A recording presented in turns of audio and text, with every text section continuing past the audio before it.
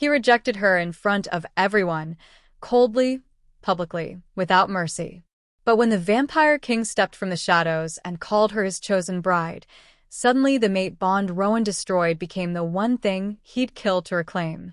Ava had mastered the art of being forgotten. 15 years in Moonfall Palace, and still, her name didn't appear on any official registry. Not servant. Not ward. Not anything that mattered enough to write down.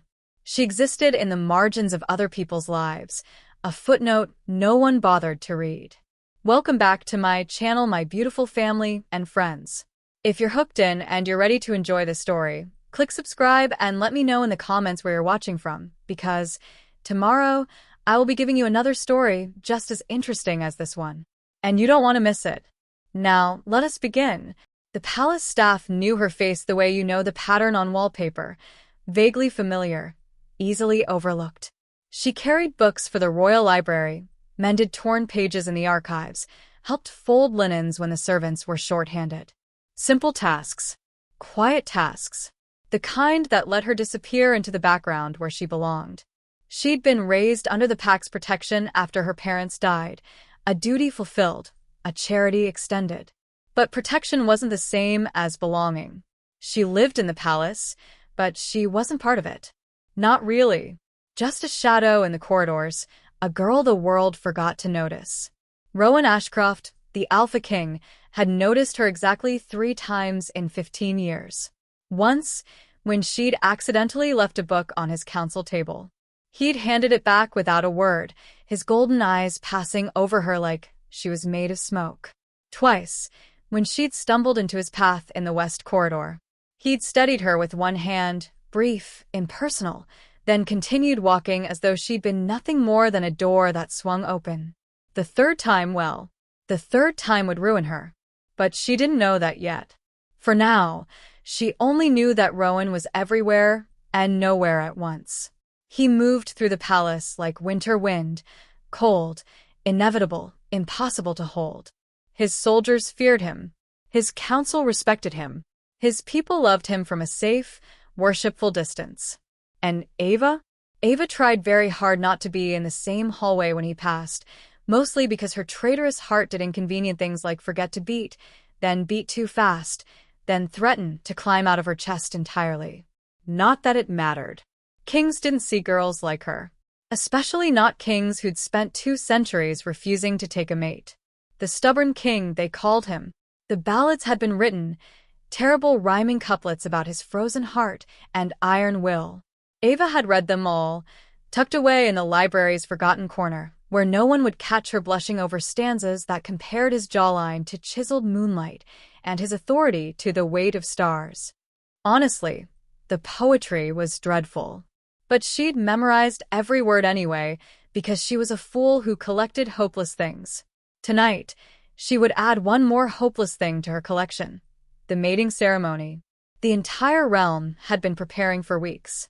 The palace buzzed with seamstresses, florists, and frantic coordinators who shouted about tablecloths as though the fate of the kingdom rested on proper linen placement. Ava had watched it all from the sidelines as usual, grateful she wouldn't be expected to attend. Then Queen Celeste, Rowan's mother, a woman whose kindness felt like sunlight breaking through storm clouds, had found her in the garden. "You'll come tonight, won't you, dear?" Ava had looked up from the rosemary she'd been pruning, startled. "Oh, I don't think." "Nonsense. You're part of this household." The Queen's smile had been gentle but firm. "Besides, we need to fill the space. Can't have the hall looking empty for such an important event." "Fill the space." "Right." So here Ava stood, pressed against the marble wall of the great hall, wearing a soft green dress that had belonged to at least 10 other girls before her.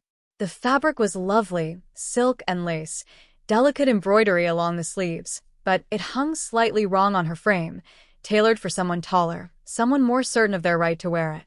The hall glittered with enchanted lights that floated like captured stars. Hundreds of wolves from across the realm had gathered, dressed in their finest, hope written across their faces. Tonight, the magic of the mating ceremony would awaken dormant bonds, drawing destined pairs together with threads of silver light. It was beautiful. romantic. The kind of night that belonged in fairy tales. Ava had no business being here. She tried to make herself smaller, flatter, less. But crowds had a way of shifting like restless water, pushing people into currents they couldn't control. Someone brushed her shoulder. Another stepped backward, without looking. A servant carrying wine swept past too quickly. Ava dodged the tray, her soft green skirt tangling around her ankles. She pitched forward, straight into someone's chest. Strong hands caught her waist, steadying her before she could hit the floor. Ava gasped, heat flooding her cheeks, as she looked up to apologize. And froze. The man holding her was wrong for this place. Where the wolves were golden-eyed and warm-skinned, dressed in rich earth tones, this man was carved from midnight and winter. Pale skin. Dark hair that fell past his shoulders in sleek, perfect waves. Eyes that burned crimson gold, ancient and knowing and fixed on her with an intensity that stole her breath. He was beautiful the way storms were beautiful. Dangerous. Otherworldly. Vampire. Careful, little dove, he murmured, his voice like silk dragged over broken glass, smooth and rough at once, cultured and deadly. I would hate for fate to drop you before I've even introduced myself. Ava's mouth went dry. Up close, he smelled like night-blooming jasmine and old magic, something that made her pulse skip and her instincts war between run and stay. I don't think fate meant to drop me, sire, she managed, voice barely above a whisper. My feet do that on their own. He laughed, low and genuinely amused, and several noble women nearby actually swooned. One grabbed her friend's arm for support. Lucien, he said, still holding her, not uncomfortably, but firmly enough that she couldn't pull away even if she'd wanted to. Vampire King of the Eternal Court. And you. His crimson gold eyes swept over her face like he was reading a language only he understood. You are not what this palace believes you to be. Before Ava could ask what he meant, before she could even remember how to form words, the ceremonial bells chimed. 3 long, resonant tones that silenced the entire hall. The mating ceremony had begun. Ava's heart kicked against her ribs. Lucien released her slowly, stepping back just enough to give her space, but not enough to disappear. His gaze never left her face. The high priestess stepped onto the dais, her robes shimmering silver in the floating lights. She raised her hands, and ancient words spilled from her lips, words in the old tongue that thrummed with power, making the air itself vibrate. Magic unfurled through the hall like wings spreading. Gasps rose as threads of light began to appear, silver, luminous, connecting pairs across the room. A young wolf stumbled toward a woman near the windows, their thread glowing bright between them. An older couple found each other across the crowd, tears already streaming. Ava watched, her chest tight with something that felt like longing and resignation tangled together. This wasn't for her. This magic, this destiny, it belonged to people who mattered. People who. The pull hit her like lightning. A warmth bloomed in her chest, sudden and fierce, spreading through her veins like liquid gold. Her breath caught. Her vision blurred at the edges. And then she felt it, the thread, silver and radiant, tugging her forward with a certainty that made her bones ache. No, this couldn't. Her head turned without permission, following the thread across the hall. Straight to the dais. Straight to him. Rowan Ashcroft stood frozen, his golden eyes locked on her.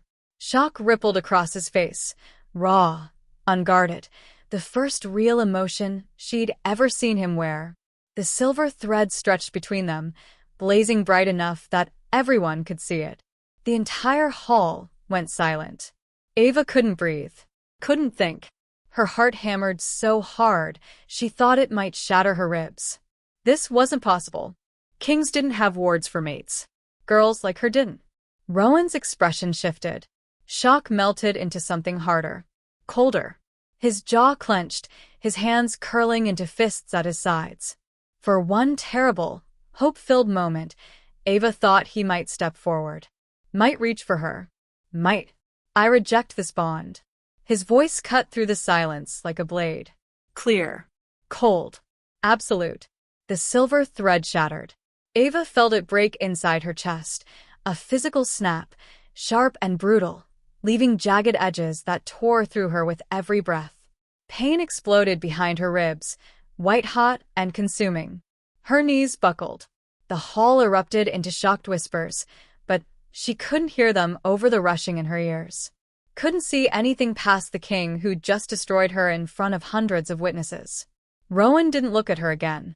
He simply turned away, descending the dais steps with the same controlled grace he brought to everything, as if rejecting his fated mate was no more significant than declining a glass of wine. As if she was nothing. As if she'd never been anything at all. Ava's vision swam. The floor tilted. She was going to fall, she realized distantly. Going to collapse right here in front of everyone, and they'd all see exactly how pathetic she really was. Strong arms caught her. Lucian. He pulled her against his chest, shielding her from the staring crowd, his hand cradling the back of her head like she was something precious. Something breakable. Breathe, he murmured, his voice a low command that somehow cut through the pain. Just breathe, little dove. She tried. Failed. Tried again. The whispers grew louder. Ava could feel hundreds of eyes on her, burning with pity and curiosity and schadenfreude. The girl who got rejected by the king. The ward who dared to be fated to someone so far above her station. Lucian's arms tightened around her, protective and fierce. And then he did something that would change everything. He lifted his head, his crimson gold eyes blazing as he addressed the entire hall, his voice carrying with a power that made even the alpha wolves straighten in instinctive wariness. If the Alpha King rejects his fated mate, Lucian declared, each word ringing clear and dangerous, then let the night claim her instead. He pulled back just enough to look at Ava, his expression fierce and tender at once. I, Lucian of the Eternal Court, Vampire King of the Shadow Realm, name Ava my chosen bride. The hall exploded. Shouts. Gasps. Chaos. Ava stared up at him, her broken heart stuttering in her chest. What? Why would you? Because I see you, Lucian said simply, his thumb brushing away a tear she hadn't realized had fallen. And I will not let him make you believe you are anything less than extraordinary. On the dais, Rowan stood frozen, his face a mask of stone. But his hands were shaking, and his eyes, golden, fierce, burning, were locked on the Vampire King holding the mate he'd just thrown away. Ava didn't remember leaving the Great Hall. One moment she was standing in Lucian's arms, the world spinning around her in a chaos of shocked voices and burning stares. The next, she was outside in the cool night air, her back pressed against the cold stone of the palace wall, gulping breaths that felt like they were being dragged through broken glass. The Vampire King stood a respectful distance away, giving her space but not leaving. His crimson gold eyes tracked every shuddering breath she took, concern etched into his elegant features. I don't understand. Ava finally managed, her voice hoarse. Why would you do that? Because leaving you to shatter in front of that crowd would have been unconscionable, Lucian said simply. He moved closer, each step deliberate, giving her time to tell him to stop. When she didn't, he settled against the wall beside her, close enough to talk quietly, but not touching. And because I meant what I said in there. You don't even know me, don't I? His smile was sad, knowing. I know you're the girl everyone forgets to see. I know you've spent your whole life being invisible, convinced that's what you deserve. I know that when that silver thread appeared, part of you wasn't even surprised he rejected it, because why would someone like him want someone like you? Ava flinched. Every word landed like an arrow finding its mark. I also know, Lucian continued, his voice gentler now, that you're wrong. About all of it. How? The question came out broken. How could you possibly know any of that from one conversation? He turned to face her fully, and in the moonlight, he looked almost ethereal, too beautiful, too ancient, too everything for someone like her to be talking to. Because I've lived for 6 centuries, little dove. And I have seen countless people in that time. But you. His hand lifted slowly, giving her time to pull away, before his fingers brushed her cheek with impossible tenderness. You practically glow with unlived potential. Magic that doesn't know its own name yet. Strength that's been sleeping because no one ever told it to wake up. That's impossible, she whispered, but her heart stuttered at his words, wanting so desperately to believe them. Is it? Tell me. When the bond appeared, what did you feel? Ava closed her eyes, remembering. Warmth. Like sunlight spreading through my chest. And certainty. As if every confused, lost part of me suddenly knew exactly where it belonged. And when he broke it, pain lanced through her ribs, sharp enough to steal her breath. Like dying. Like something vital being ripped out, and I'm just hollow now. Lucien's jaw tightened, anger flickering in his eyes. Not at her, but for her. The mate bond is powerful magic. Breaking it is. He paused, choosing his words carefully. It's not something any wolf should do lightly. The fact that he could do it at all, that publicly, that coldly, it speaks to either tremendous strength of will or tremendous fear. Fear of what? Me? Ava laughed bitterly. I'm nobody. I'm nothing. Stop. The command in his voice made her eyes snap open. Lucien was closer now, his face inches from hers, his expression fierce. You will not speak of yourself that way. Not in front of me. Not ever again. But it's true. It is a lie you've been told so many times you've started to believe it, he interrupted. And I will spend however long it takes proving to you just how wrong you are. Ava stared at him, her broken heart doing something complicated and painful in her chest. Why? She asked again, because she still couldn't understand it. Why do you care? Lucien's thumb traced her jawline, the touch featherlight but burning nonetheless. Because the moment you fell into my arms tonight, I felt something I haven't felt in centuries. Not a mate bond. Vampires don't have those. But recognition. As if some part of me that's been sleeping for lifetimes suddenly woke up and said, there you are. His words wrapped around her like silk, warm and dangerous and intoxicating. Ava knew she should step back, should put distance between them, should remember that this was a vampire king and she was just a forgotten ward with a freshly shattered bond. But she was so tired of being invisible, so tired of being nothing. And Lucien looked at her like she was everything. I don't need you to decide anything tonight, Lucien said softly, as if reading her thoughts. I'm not asking you to choose me, little dove. I'm simply asking you to let me prove that you deserve to be chosen. By someone. By anyone with eyes that actually work and a heart that isn't frozen solid. Despite everything, the pain, the humiliation, the shattered bond still bleeding in her chest, Ava felt her lips twitch. Almost a smile. That's a very low bar. We'll start there and work our way up. Lucien's answering smile was devastating. Now, I believe you need rest. And I need to have a very pointed conversation with your Alpha King about basic decency and not destroying fated bonds in front of an audience, like some kind of dramatic stage villain. Please don't fight him, Ava said quickly, alarm spiking through her. He's incredibly powerful and deeply stupid? Lucien supplied. Yes, I'm aware. Don't worry. I won't challenge him. I'll simply make my intentions clear. Your intentions? His eyes glowed crimson in the darkness. That I'm courting you. Properly.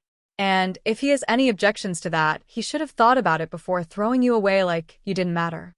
Before Ava could respond, footsteps echoed in the courtyard. Both of them turned to see a figure approaching from the palace entrance, tall, broad-shouldered, moving with the controlled grace of a predator. Rowan. Ava's breath caught. Every instinct screamed at her to run, to hide, to disappear the way she always had. But Lucien's presence beside her was solid, grounding, and she found herself standing straighter instead. The Alpha King stopped several feet away, his golden eyes finding her in the darkness, with unnerving accuracy. Up close, the moonlight carved his features into something almost cruel, sharp cheekbones, strong jaw, a mouth that looked like it had forgotten how to smile centuries ago. Ava. Her name on his lips was rough, unpracticed, like he wasn't used to saying it. You shouldn't be out here alone. She's not alone, Lucien said coolly. She's with me. Rowan's gaze sliced to the vampire, and the temperature dropped 10 degrees. You overstepped in there. Did I? Lucien's voice was pleasant, conversational, but Ava could feel the threat coiled beneath it. Strange. I thought I was doing what any decent male would do when watching a woman being publicly devastated. Where were you, Alpha King? Oh, that's right. Walking away. Rowan's hands clenched into fists. You don't understand the situation. Then explain it. Lucien's tone hardened to steel. Explain to me why you rejected your fated mate. Explain why you broke a bond that most wolves would kill to have. Make me understand how any of that was necessary. For a long moment, Rowan said nothing. His jaw worked, his throat moving as he swallowed hard. When he finally spoke, his voice was low, strained. It's complicated. Coward's answer, Lucien said flatly. Rowan's eyes flashed gold, his wolf rising to the surface, dangerous and barely controlled. Careful, vampire. Or what? You'll reject me too. Lucien laughed, sharp and cutting. Here's what's going to happen, Ashcroft. I'm going to court Ava. I'm going to show her exactly how she deserves to be treated. And you're going to stay far away from her unless you're prepared to grovel for forgiveness, which, let's be honest, you're far too proud to do. You can't. I can. I am. And there's nothing you can do about it. Lucien's smile was all teeth. She's not your mate anymore, remember? You made that very clear. Something cracked in Rowan's expression, a fracture in the stone mask he wore. For just a second, Ava saw pain there, raw and bleeding and quickly buried. Then his eyes met hers, and she couldn't breathe. Is this what you want? Rowan asked quietly, the question directed at her for the first time. Him. Every part of her wanted to scream no, wanted to demand why he'd rejected her, wanted to claw back the bond he'd destroyed and make him feel even a fraction of the pain tearing through her chest. But her voice, when it came, was steady, stronger than she expected. What I want, Ava said, is to not be rejected and humiliated in front of hundreds of people. What I want is to matter to someone. So, if you're asking whether I'm going to accept kindness from the only person who's offered it tonight. She lifted her chin. Yes. That's exactly what I want. Rowan looked like she'd struck him. His throat worked, his hands flexing at his sides like he wanted to reach for her, but couldn't remember how. Ava. Good night, Your Majesty, she said, cutting him off. The formal address tasted like ash in her mouth, but she forced it out anyway. Because that's what they were now. King and ward. Not mates. Never mates. She turned away, and Lucien immediately offered his arm. She took it gratefully, letting him guide her back toward the palace entrance, away from the male who'd shatter her world. Behind them, Rowan stood frozen in the moonlight, watching her walk away. And for the first time in 2 centuries, the Alpha King, who needed no one, felt something close to regret. Ava didn't sleep. She lay in her small room in the East Wing, the forgotten corner of the palace where servants' quarters bled into storage rooms, and stared at the ceiling while her chest ached with a pain that had no cure. The broken bond throbbed with every heartbeat, a constant reminder of what she'd lost before she'd ever really had it. No. Not lost. Had taken from her. There was a difference. She pressed her palm against her sternum, feeling the hollow space where the golden warmth had been. It felt wrong. Like a tooth pulled but the roots left behind, still tender, still bleeding. Dawn crept through her single window, pale and gray. Ava forced herself out of bed, going through the motions of washing and dressing in one of her simple day dresses, cream linen, worn soft from years of use, the hem mended twice. She braided her hair with mechanical precision, her fingers working from muscle memory, while her mind stayed mercifully blank. She couldn't think about last night. Wouldn't. But of course, the palace had other plans. The whispers started the moment she stepped into the corridor. 2 maids pressed against the wall as she passed, their voices dropping to stage whispers that carried perfectly. Can you imagine? The king's fated mate. And he just rejected her in front of everyone. I heard the vampire king carried her out. Says he's claiming her as his bride. Ava walked faster, her cheeks burning. She made it to the library, her sanctuary, her hiding place, and slipped inside, pressing her back against the heavy oak door once it closed behind her. Empty. Thank the gods. She moved between the familiar shelves, trailing her fingers along leather spines, breathing in the smell of old paper and ink. Here, at least, nothing had changed. Books didn't whisper. Books didn't judge. Books didn't reject you in front of hundreds of witnesses. There you are. Ava spun, her heart leaping into her throat. Lucien stood by the tall windows, backlit by morning sun that should have burned him but only made him look more ethereal. He wore deep burgundy today, velvet and silk that probably cost more than her entire wardrobe, and his silver hair was pulled back loosely, revealing the sharp angles of his face. He looked like a painting titled Danger in beautiful form. How did you? Ava started then stopped. Vampires can walk in sunlight? Only the old ones, Lucien said with a slight smile. And I'm very, very old. He moved toward her, graceful and unhurried. I hope you don't mind the intrusion. I asked where you might be found, and someone mentioned you spend mornings here. Someone noticed where I go? Ava said before she could stop herself. Lucien's expression softened. I may have asked 12 people before someone finally remembered seeing you with books. He produced a small package wrapped in silver cloth from seemingly nowhere. I brought you something. Ava eyed it warily. You don't have to bring me things. I know. I wanted to. He held it out, patient. Slowly she took it. The cloth was silk, cool against her fingers. She unwrapped it carefully, and her breath caught. A book. Old leather binding, gold lettering, pages edged in gilt. The title read, Legends of the First Bonds, a history of fated mates across the realms. I thought, Lucien said quietly, you might want to understand what happened to you. What he did. The broken bond. It's not something to take lightly, and you deserve to know the full truth of it. Ava's throat tightened. Her fingers trembled as she traced the embossed title.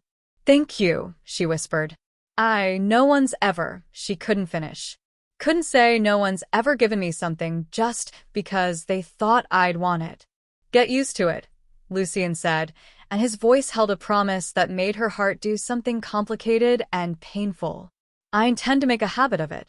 Before she could respond, the library door opened. Queen Celeste swept in, her silver blonde hair pulled into an elegant twist, her ice blue gown rustling softly. Her eyes found Ava immediately, and concern flooded her features. Oh, my dear girl.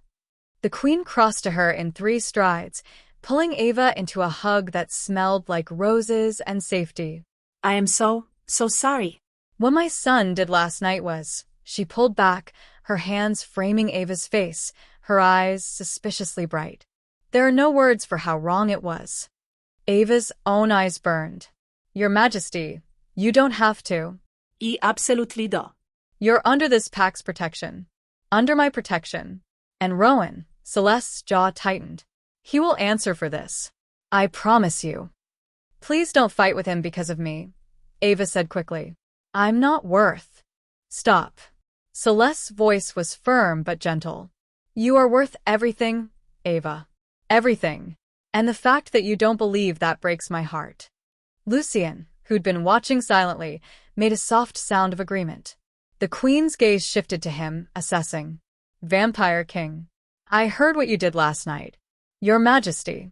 Lucien bowed, elegant and respectful. I hope I didn't overstep. Overstep. Celeste's laugh was sharp. You are the only one in that hall with any decency. Thank you for protecting her when... She swallowed hard. When my son failed to. It was my honor. The queen studied him for a long moment, then turned back to Ava. I came to tell you that you're not to worry about the whispers. They'll die down. And if anyone dares to speak cruelly to you, they'll answer to me personally. Her expression hardened in a way that reminded Ava exactly whose mother she was. You're also invited to breakfast. Private in my quarters. Just us. I thought you might prefer not to face the dining hall today. Ava's throat closed up entirely. She managed a nod. Good. Come along then. Celeste linked their arms, gently tucking the book Ava held against her chest. You too, Vampire King, if you'd like. I suspect you're not planning to leave Ava's side anytime soon. You suspect correctly, Lucian said smoothly, falling into step on Ava's other side. They made quite the picture. Ava thought distantly, the Queen, the Vampire King, and the rejected ward. Like a fairy tale that had gotten its wires crossed. Queen Celeste's private quarters were warm and intimate, nothing like the cold grandeur of the formal dining hall. She settled Ava on a cushioned sofa near the fireplace and pressed a cup of tea into her hands, something herbal that smelled like comfort. Lucian took the chair opposite, looking perfectly at ease despite being in the heart of werewolf territory. Now, Celeste said, settling beside Ava with her own tea. Let's discuss what happens next. Next, Ava's voice cracked slightly. You have options, dear. You always have options. The Queen's voice was steady, grounding. First, you may stay here in the palace, as you always have. Nothing needs to change if you don't want it to. You're under my protection, and that stands regardless of what my foolish son did. Ava nodded slowly, the tea warming her cold hands. Second, Celeste continued, glancing at Lucian, you may accept the Vampire King's offer of courtship. I understand, he's made his intentions clear. Very clear, Lucian confirmed, his crimson gold eyes fixed on Ava with unnerving intensity. Third, the Queen said carefully, you may request transfer to another pack. Start fresh somewhere far from here, from the gossip, from everything. Run away. Disappear. Again. Ava's first instinct was to say yes, to take that escape route, and never look back. But something in her chest, maybe the hollow place where the bond used to be, maybe just plain stubbornness, rebelled. Why should she leave? She hadn't done anything wrong. I want to stay, she heard herself say. Both Celeste and Lucian looked at her with surprise. Ava lifted her chin. I've lived here my whole life. This is my home. Even if I've never really belonged. I'm not going to run just because she couldn't say his name. Just because of what happened. Pride flickered across the Queen's face. Good girl. As for the courtship, Ava continued, turning to Lucian, her heart pounding, I don't understand why you want to. But She took a shaky breath. I'm tired of being invisible. Tired of not mattering. So if you're truly offering, if this isn't some kind of political game or pity. It's not, Lucian interrupted firmly. I don't do pity, little dove. And I never play games with people's hearts. Then yes, Ava said, the word feeling like jumping off a cliff. You may court me. Lucian's smile could have lit the entire palace. You won't regret this. I might, Ava said honestly. But I'm doing it anyway. Even better. He leaned forward, his eyes glowing softly. Bravery looks beautiful on you. Celeste watched them with something that looked like hope mixed with concern. Then it settled. Though I must warn you both, Rowan won't take this well. Good, Lucian said pleasantly. He shouldn't. As if summoned by his name, heavy footsteps sounded in the corridor outside. The door to the Queen's sitting room opened without knocking, because who knocked on doors when you were king? And Rowan filled the doorway. He looked terrible. His hair was disheveled, his eyes shadowed like he hadn't slept. Still wearing the formal attire from last night, now rumpled. His golden gaze swept the room, landing on Ava with an intensity that stole her breath. Then shifted to Lucian sitting close to her. His expression went arctic. Mother, Rowan said tightly, may I speak with you privately? No, Celeste said calmly, not moving from her seat beside Ava. Anything you need to say, you can say in front of everyone here. Rowan's jaw clenched. This is pack business. Ava is pack, the Queen countered, and the Vampire King is our guest. Speak, Rowan, or leave. For a long moment, Ava thought he might actually leave. But then his shoulders straightened, his hands flexing at his sides, and he stepped fully into the room. I need to speak with Ava, he said, his voice rough. Alone. Absolutely not, Lucian said immediately, rising to his feet with fluid grace. You've said quite enough to her already. This doesn't concern you, vampire. Everything concerning Ava concerns me now. Lucian's smile was all edges. You made your choice last night. Live with it. Rowan's eyes flashed pure gold, his wolf surging to the surface. You have no claim on her. Neither do you, Ava said quietly. Both males turned to stare at her. She stood on shaking legs, the teacup rattling slightly as she set it down. Her heart hammered against her ribs, but she forced herself to meet Rowan's gaze. You rejected the bond, she continued, her voice stronger now. In front of everyone. You made it very clear that you didn't want me. So no, you don't get to demand private conversations now. You don't get to. Her throat tightened. You don't get to act like you care. Pain flashed across Rowan's face, sharp and undeniable. Ava, please. There are things you don't understand. Then explain them, she interrupted, surprising herself. Right now. In front of everyone. Tell me why you rejected your fated mate. Silence crashed through the room like a wave. Rowan stood frozen, his mouth opening and closing, words clearly forming and dying before they could be spoken. His hands clenched into fists. His throat worked. And for one wild moment, Ava thought he might actually do it, might actually give her the truth. Then his walls slammed back into place, expression going carefully blank. It's complicated, he said finally. Coward, Ava breathed, echoing Lucian's words from last night. Rowan flinched like she'd slapped him. You don't understand what you're asking. I'm asking for basic honesty. Basic respect. Tears burned behind her eyes, but she refused to let them fall.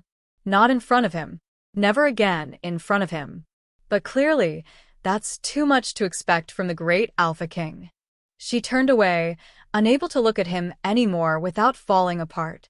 Ava. Leave, Queen Celeste said sharply, standing and placing herself between her son and Ava. Now Rowan. For a moment, Ava thought he might argue, might push past his mother and force this conversation. But then she heard his footsteps retreating, heard the door close with painful finality.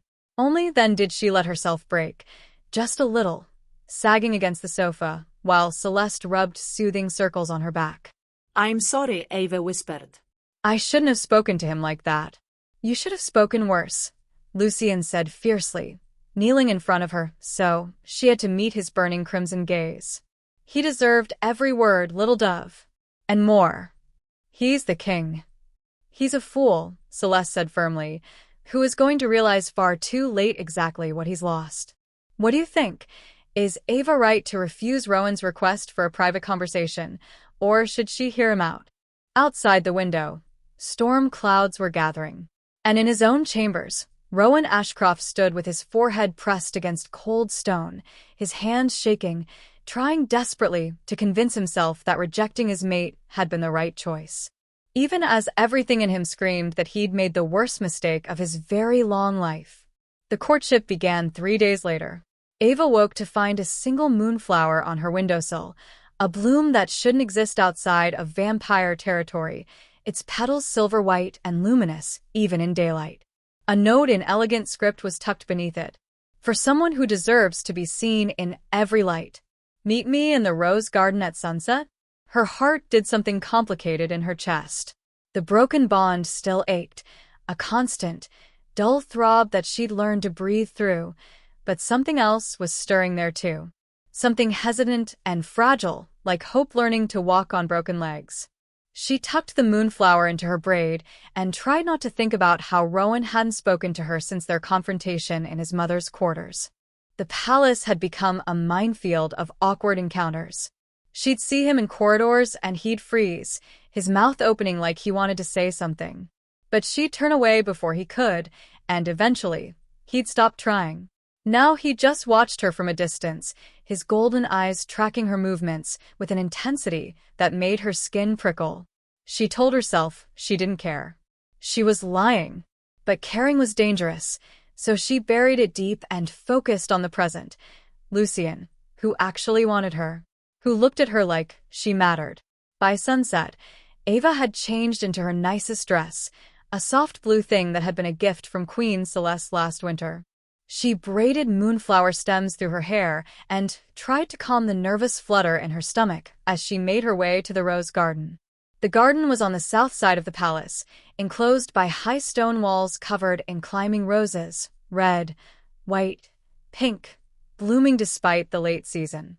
A fountain bubbled in the center, and stone benches were scattered throughout the winding paths. Lucien stood beside the fountain, and the sight of him stole her breath. He wore black today, simple but elegant, his silver hair loose around his shoulders. The setting sun cast him in shades of gold and crimson, making him look like something out of a dream. Or a warning. When he saw her, his face transformed, serious melting into genuine delight. "You came," he said, moving to meet her halfway down the path. "You asked me to," Ava replied, trying to keep her voice steady. "And you gave me a flower that probably cost a small fortune to transport from vampire lands." "Actually," Lucien said, taking her hand and lifting it to his lips, a brief press against her knuckles that sent heat racing up her arm. "They grow wild in the shadow realm. I simply went home and picked it myself this morning." Ava blinked. "You went home?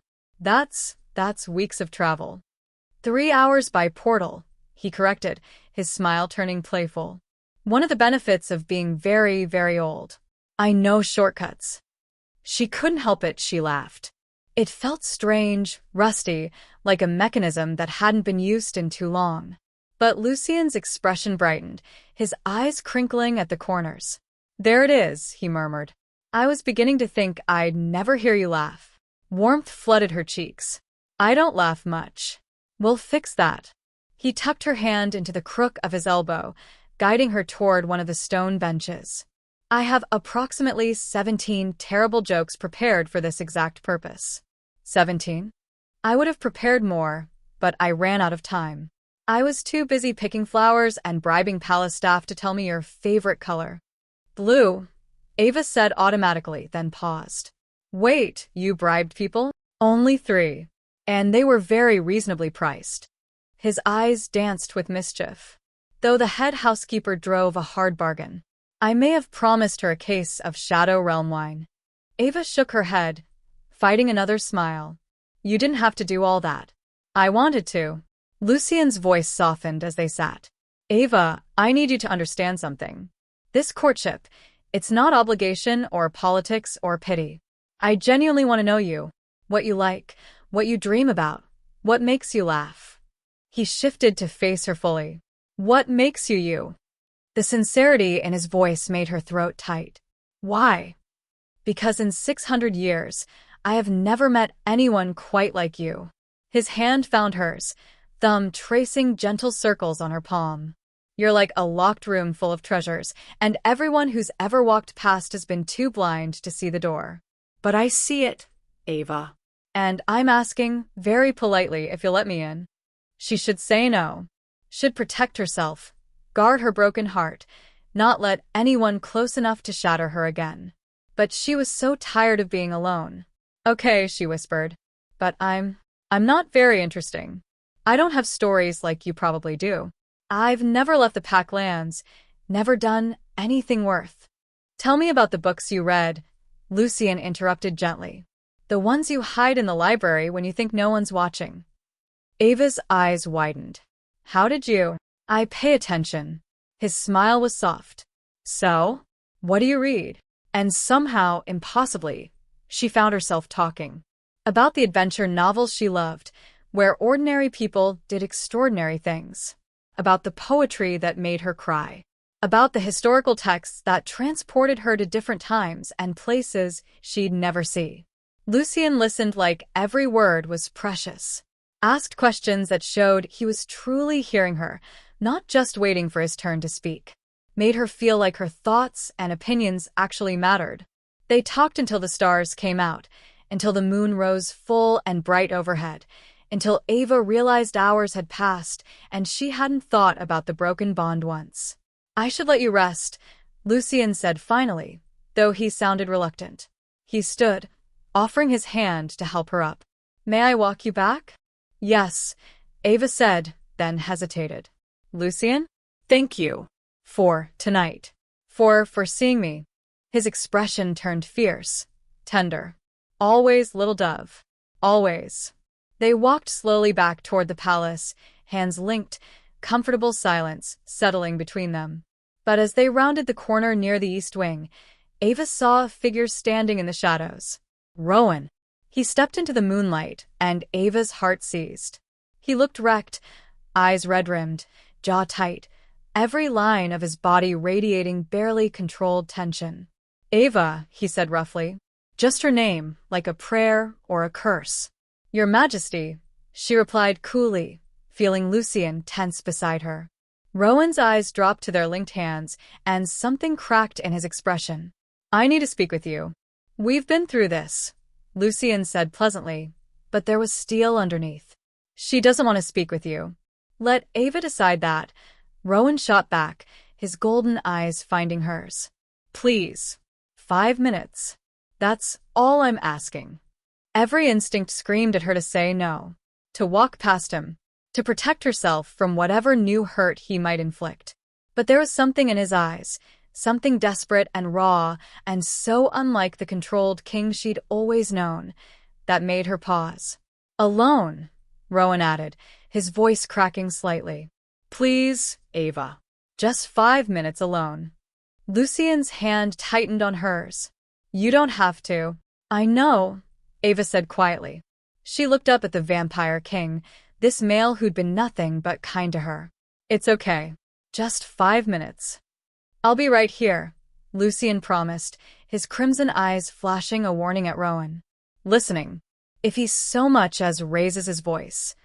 Understood, Rowan said flatly. Lucian pressed a kiss to Ava's temple, a clear statement of claim that made Rowan's jaw clench, before stepping back far enough to give them space, but close enough to intervene if needed. Ava turned to face Rowan fully, wrapping her arms around herself. 5 minutes. Now that he had her attention, he seemed at a loss.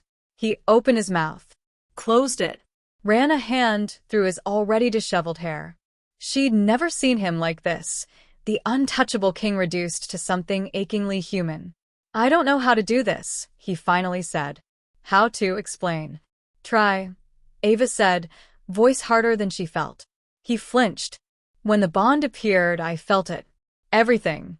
The connection. The certainty. He swallowed hard. The absolute terror. Terror, Ava repeated flatly. Of me. Of what you'd become, Rowan corrected. His hands clenched into fists.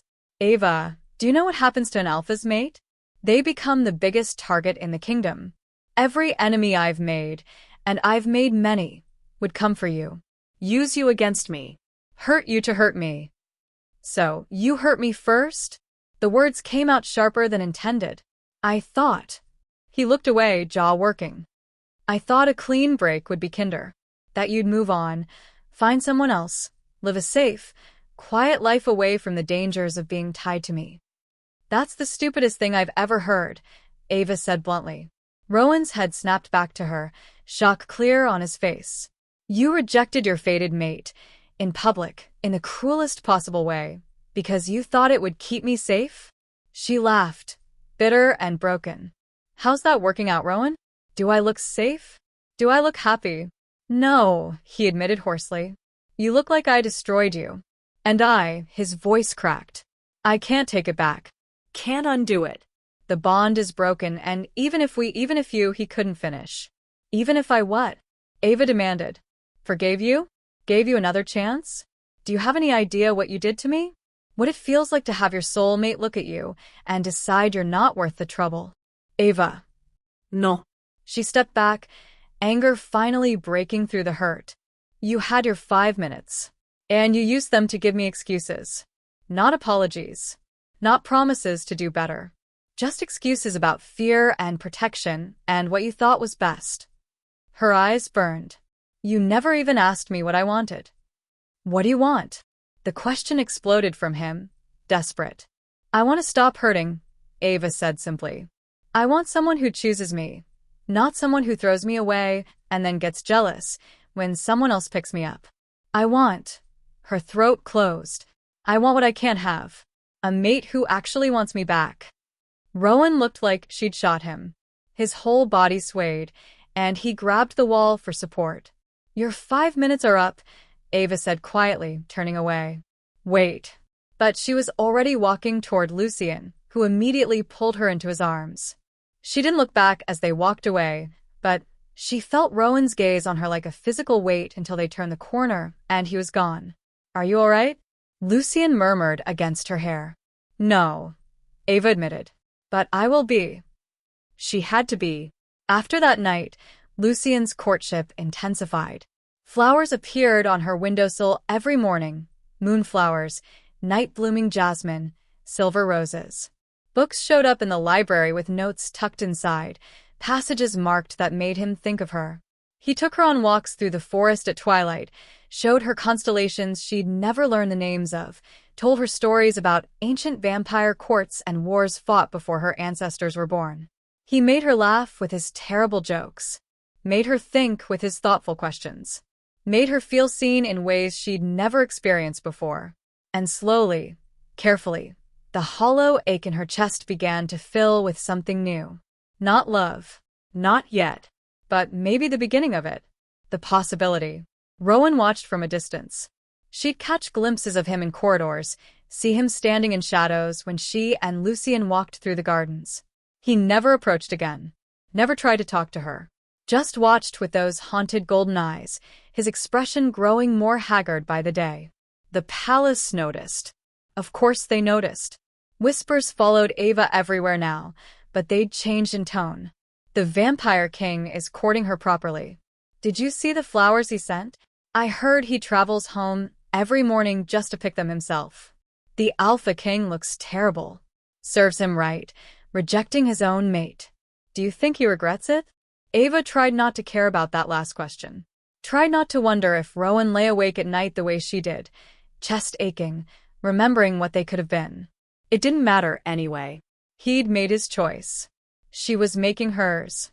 3 weeks into the courtship, Lucien asked her to attend a formal dinner with him, a gathering of visiting nobles from neighboring packs. It would be her first public appearance with him since the mating ceremony, her first time stepping into society as the Vampire King's intended.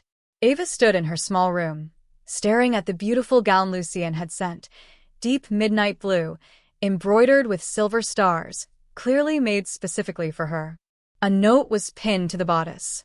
You deserve to shine, little dove. Let me show you off.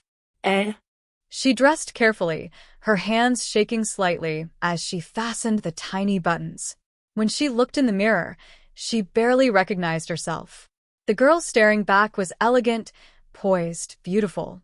Someone worth seeing. A knock on her door made her jump.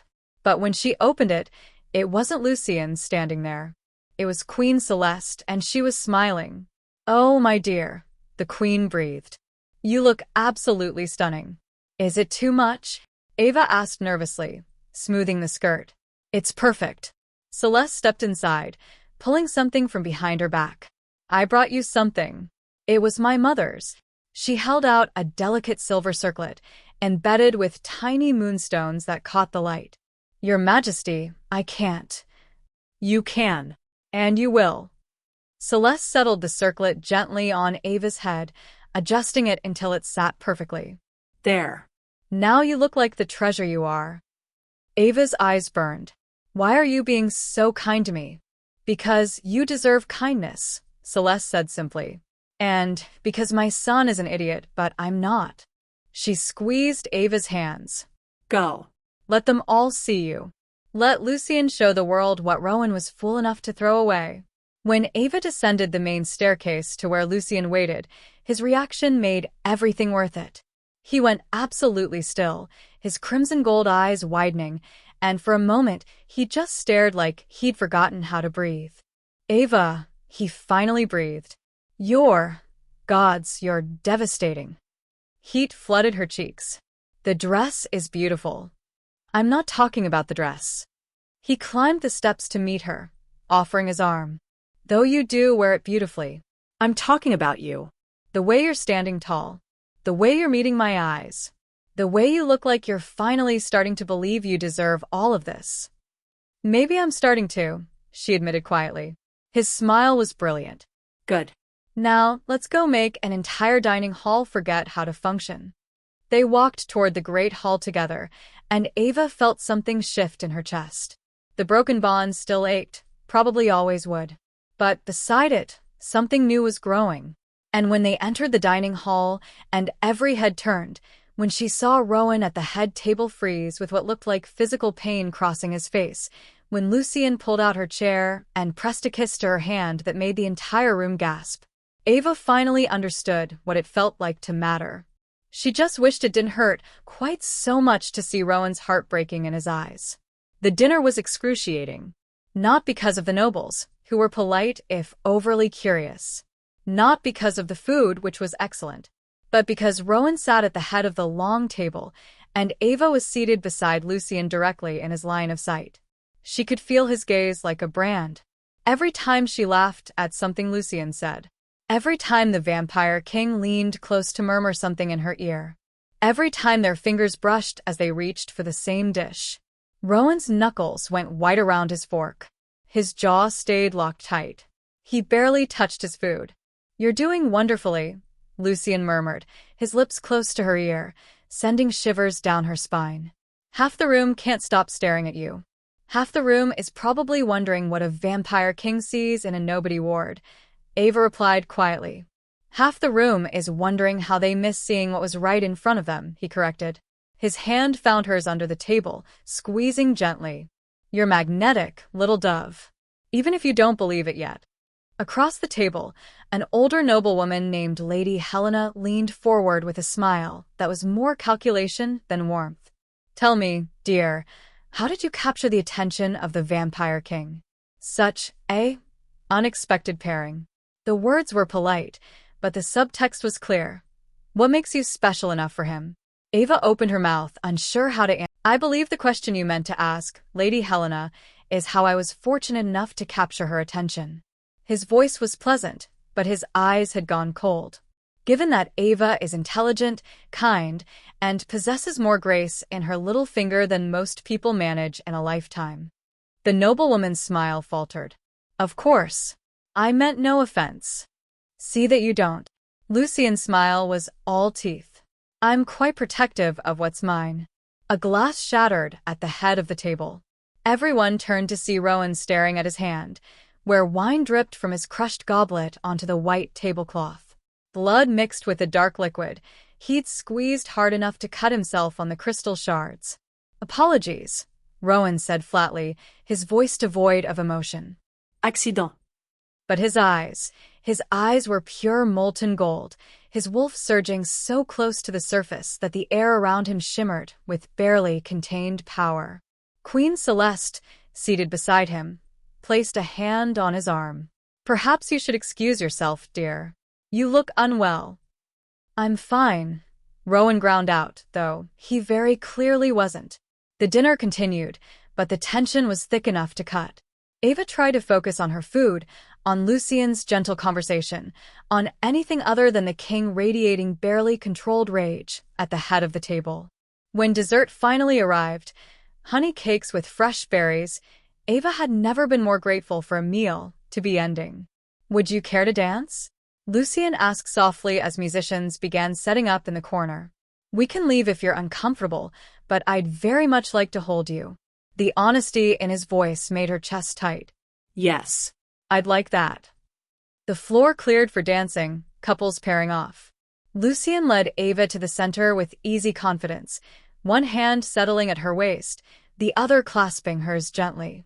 They began to move, and Ava was grateful she'd learned basic dances as part of her palace education.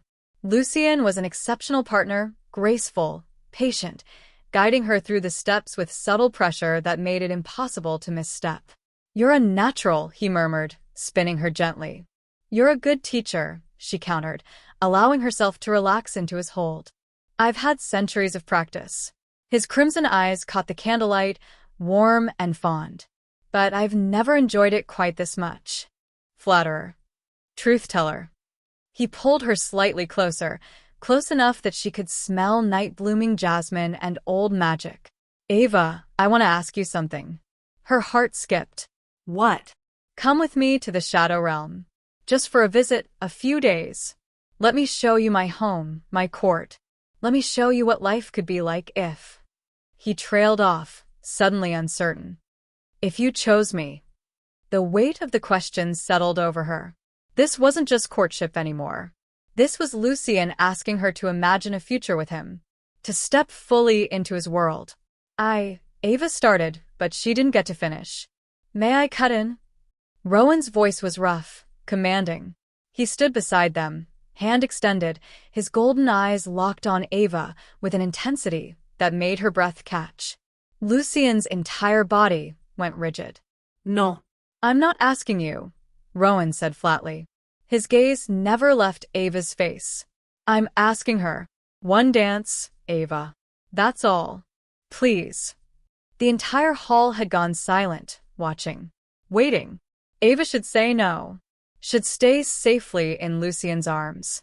Should protect herself from whatever fresh pain Rowan would inevitably inflict. But something in his expression, something desperate and broken, and so unlike the untouchable king she'd always known, made her hesitate. "It's all right," she told Lucien quietly. "One dance." Lucien's jaw clenched, but he stepped back with visible reluctance. "I'll be watching," he said, the warning clear in his tone. Rowan took Ava's hand before she could change her mind, pulling her into his arms with a possessiveness that stole her breath. His hand at her waist was firm, burning through the fabric of her gown. His other hand engulfed hers, calloused and warm. They began to move, and Ava's body remembered something her mind wanted to forget: how perfectly they fit together. How his steps matched hers like they'd been dancing together for years. How the broken bond in her chest thrummed with painful recognition. "You look beautiful," Rowan said roughly. "That dress, gods, Ava. You're stunning." "Don't," she whispered. "You don't get to say things like that." "I know, but I can't seem to stop myself." His hand tightened at her waist. "Do you have any idea what these past weeks have been like? Watching him court you? Seeing you smile at him the way I always wished you'd smile at me." "You gave that up," Ava said, keeping her voice level despite the tears burning behind her eyes. "You rejected me, remember?" "I remember everything." His voice cracked. "I remember the moment I felt the bond snap into place. The certainty, the rightness, the absolute terror that I'd finally found something I couldn't control, couldn't protect, couldn't bear to lose." "So you lost me anyway," Ava pointed out. Self-fulfilling prophecy. Rowan flinched. "I thought I was doing the right thing. Thought I was protecting you from the dangers of being my mate. But I didn't protect you, I just broke you. And then I had to watch him pick up the pieces I shattered." "He's been kind to me," Ava said quietly. "He sees me, values me, makes me feel like I matter." "You've always mattered," Rowan said fiercely. "Always, Ava. Even before the bond. You think I didn't notice you all these years? The girl who hid in libraries and gardens, who tried so hard to be invisible. I noticed. He swallowed hard. "I was too much of a coward to do anything about it." Ava's breath caught. "You're lying." "I wish I were." His golden eyes burned into hers. "Do you remember 3 years ago in the West Corridor? You stumbled into my path, and I caught you. You handed me my books and walked away," Ava said flatly. "Barely looked at me." "I couldn't look at you," Rowan corrected. "Because if I did, I'd have asked you to stay. Would have broken every rule I'd set for myself about distance and control and not getting attached." His thumb traced circles on her palm, sending heat racing up her arm. "I've been half in love with you for years, Ava. The bond just forced me to acknowledge what I'd been denying." The world tilted. "That's not. You can't just." "I know. Too little too late. Story of my life." His voice went hoarse. "But you asked me what I wanted that night. And I've been thinking about it constantly. What I want is you. Laughing with me the way you laugh with him. Looking at me like I hung the stars instead of like I destroyed your world. I want," he broke off, jaw clenching. I want a chance to fix what I broke. But I know I don't deserve it. Ava's heart hammered against her ribs, the broken bond thrashing in her chest like a wounded animal. Why are you telling me this now? Because he's going to ask you to leave with him. To go to the Shadow Realm, maybe permanently. And before you make that choice, I needed you to know. Rowan's hand tightened on hers, almost painful. I needed you to know that I was wrong. About everything. About thinking I didn't need a mate, about pushing you away, about believing I could live without you. I can't, Ava. These past weeks have been torture, and I deserve every second of it. The music ended. They stopped moving, but neither pulled away. I want you to be happy, Rowan said quietly, his forehead nearly touching hers. Even if it's not with me. Even if it kills me to watch. But if there's even a chance, if any part of you still feels what I feel. Your Majesty. Lucien's voice cut through the moment like a blade. He stood beside them, his crimson eyes blazing. The dance is over. Rowan's jaw clenched, but he stepped back, releasing Ava. His eyes held hers for one more moment, raw and pleading and full of promises he'd already broken once. Then he turned and walked away, and Ava felt the loss like a physical wound. Lucien immediately pulled her into his arms, concerned. Are you all right? What did he say to you? Ava couldn't find words. Her mind was spinning, her chest aching with the broken bond, and something else entirely. I need air. She pulled away, gathering her skirts and hurrying toward the terrace doors. Behind her, she heard Lucien call her name, but she couldn't stop. Couldn't breathe.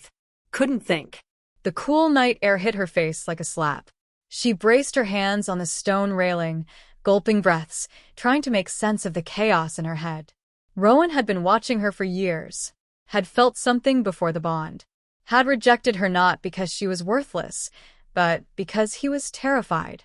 It didn't excuse what he'd done, didn't erase the humiliation, the pain, the shattered bond that still ached in her chest. But it changed things, complicated them. Ava. She turned to find Lucien in the doorway, backlit by the warm glow from inside. His expression was careful, controlled, but she could see the worry in his eyes. I'm sorry, she said immediately. I just needed a moment. Don't apologize.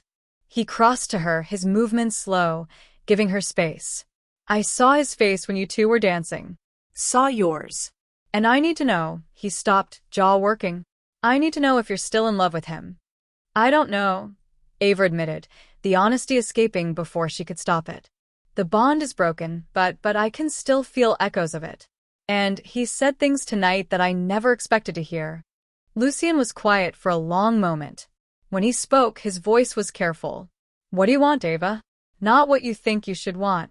Not what's safest or easiest. What does your heart want? I don't know, she whispered again, tears finally spilling over. I don't know, and that terrifies me.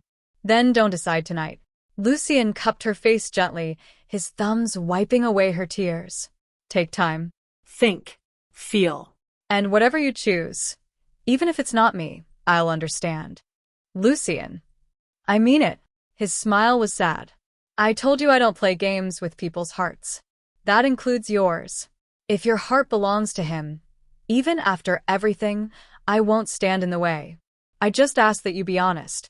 With yourself and with me. Ava nodded, unable to speak past the lump in her throat. Come, Lucien said gently, offering his arm. Let me walk you back to your room. You need rest. They walked in silence through the quiet corridors.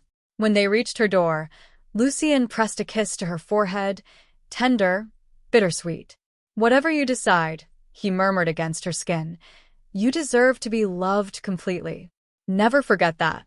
Then he was gone, and Ava was alone with her tangled thoughts and breaking heart. She changed mechanically, the beautiful dress pooling at her feet, crawled into bed and stared at the ceiling, mind racing. Rowan had loved her for years, had rejected her out of fear, not because she wasn't enough. Lucien had chosen her freely, given her kindness and devotion, and asked for nothing in return except honesty. One man had broken her. The other had helped her heal. One was her fated mate, even if the bond was shattered. The other could never be tied to her by destiny, only by choice. How was she supposed to choose?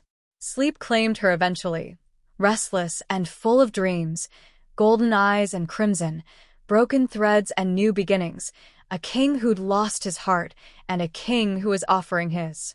When she woke to sunlight streaming through her window, she found two things on her windowsill. A moonflower from Lucien, the note reading, "Whatever you choose, I'll always be grateful I found you." And beside it, a single red rose with thorns carefully removed. No note, but she knew who it was from. Rowan had left her a flower. After all these years of not seeing her, he'd finally left her something.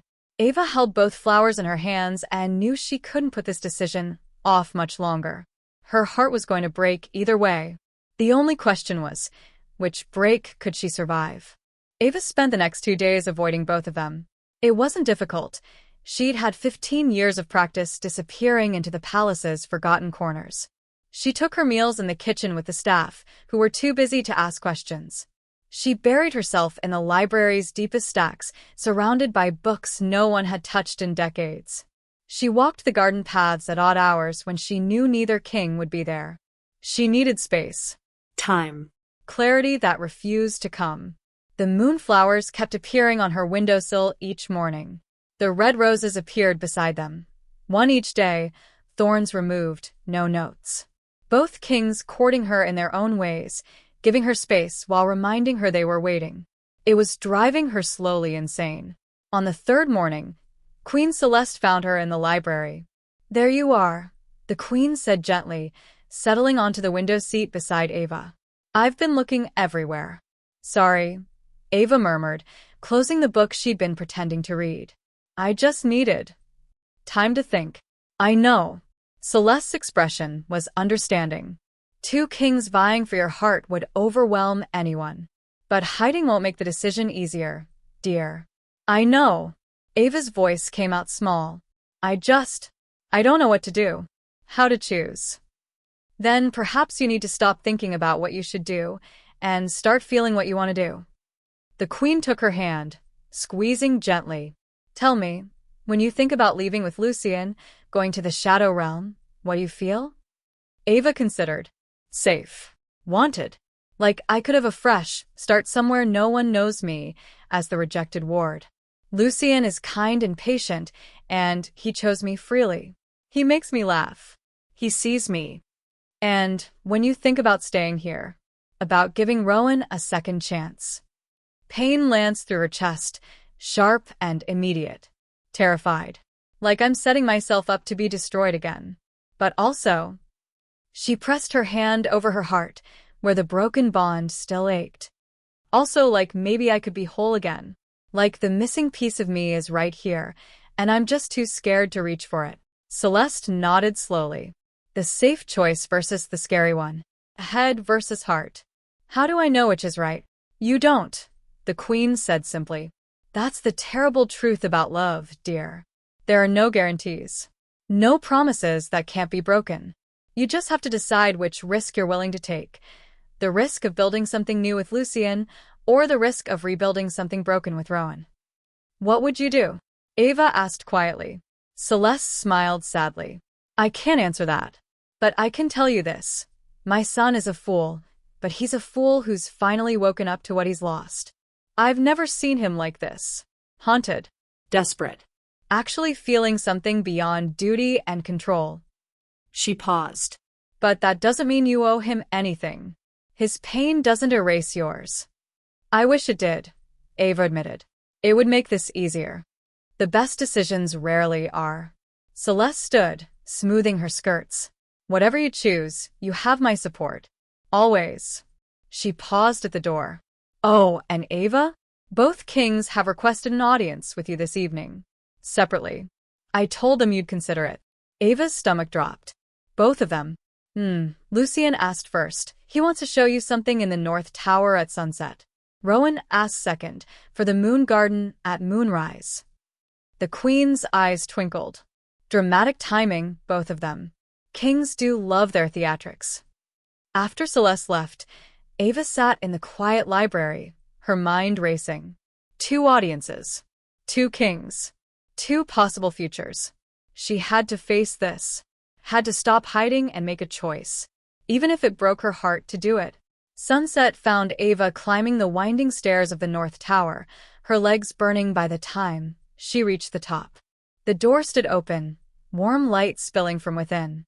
Lucien stood by the window, backlit by the dying sun, looking like a painting titled, "The King Who Waited." When he heard her footsteps, he turned, and his face transformed into that smile she'd come to recognize, genuine, warm, just for her. "You came," he said softly. "You asked me to." Ava stepped inside, taking in the space. The circular room had been transformed, soft cushions scattered across the floor, candles floating in the air like captured stars, and books. So many books, stacked carefully around the edges. "I remembered you said you'd never left Packlands," Lucien explained, gesturing to the window. "So, I thought I'd bring the world to you." Ava approached the window and gasped. The view stretched for miles, rolling forests giving way to distant mountains, a river winding like silver thread through the landscape. But that wasn't what stole her breath. Floating in the air beyond the window, held by what must be powerful magic, were images. Scenes from across the realms, shimmering and three-dimensional. The Shadow Realm's capital city, all dark spires and moonlit beauty. The vampire court in session, elegant and otherworldly. Markets filled with impossible things. Libraries that stretched to the sky. Gardens where flowers glowed with their own light. "This could be yours," Lucien said quietly, coming to stand beside her. "Not just to visit but to belong to. I'm offering you a place in my world, Ava. Not as a ward or an afterthought, but as my equal. My queen, if you'll have me." Ava's breath caught. "Lucien, let me finish." He turned to face her fully, taking both her hands in his. "I know the timing is complicated. I know your heart is still tangled up with him, with the broken bond. But I'm asking you to consider something. What if the bond breaking was fate's way of giving you a choice? What if you were never meant to be tied to someone by magic alone, but by genuine feeling?" By choice. His crimson eyes held hers, earnest and hopeful. "I can't offer you a mate bond. I can't give you that mystical certainty. But I can offer you devotion, respect, partnership. A love built on who you are, not what destiny says you should be. And I can promise you this, I will never, ever make you feel like you're not enough." Tears burned behind Ava's eyes.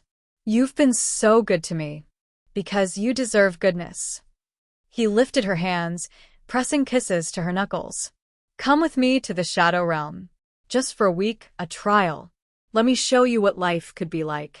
And if at the end of it you want to come back, if you choose him, I'll bring you back myself. No questions, no guilt. Just give me a chance to show you what I'm offering." It was everything she'd never dared to dream of. Safety. Belonging. A king who'd chosen her freely and was offering her a crown. "I need to think," Ava whispered. "I have to. Rowan asked to see me too, and I know." Lucien's smile was sad. "I knew you'd need to hear him out. That's fine. Take your time. Just." He cupped her face gently. "Remember that you deserve to be someone's first choice, not their regret." He kissed her forehead, soft and lingering, then stepped back. "I'll be waiting," he said quietly. "However long it takes." The moon was full and bright when Ava entered the garden, her heart hammering against her ribs. Rowan stood beneath an arbor covered in night-blooming jasmine, and he looked terrible. His hair was disheveled, dark circles under his eyes, his usually immaculate appearance rumpled. He'd clearly been running his hands through his hair repeatedly, and his shirt was untucked, wrinkled. He looked up when she approached, and the raw hope in his eyes nearly broke her. "You came," he breathed, like he hadn't believed she would. "You asked me to," Ava replied, keeping her distance. "What did you want to say, Rowan?" He flinched at her use of his name. Not Your Majesty, not any title, just his name. Like they were equals. Like the bond had never broken.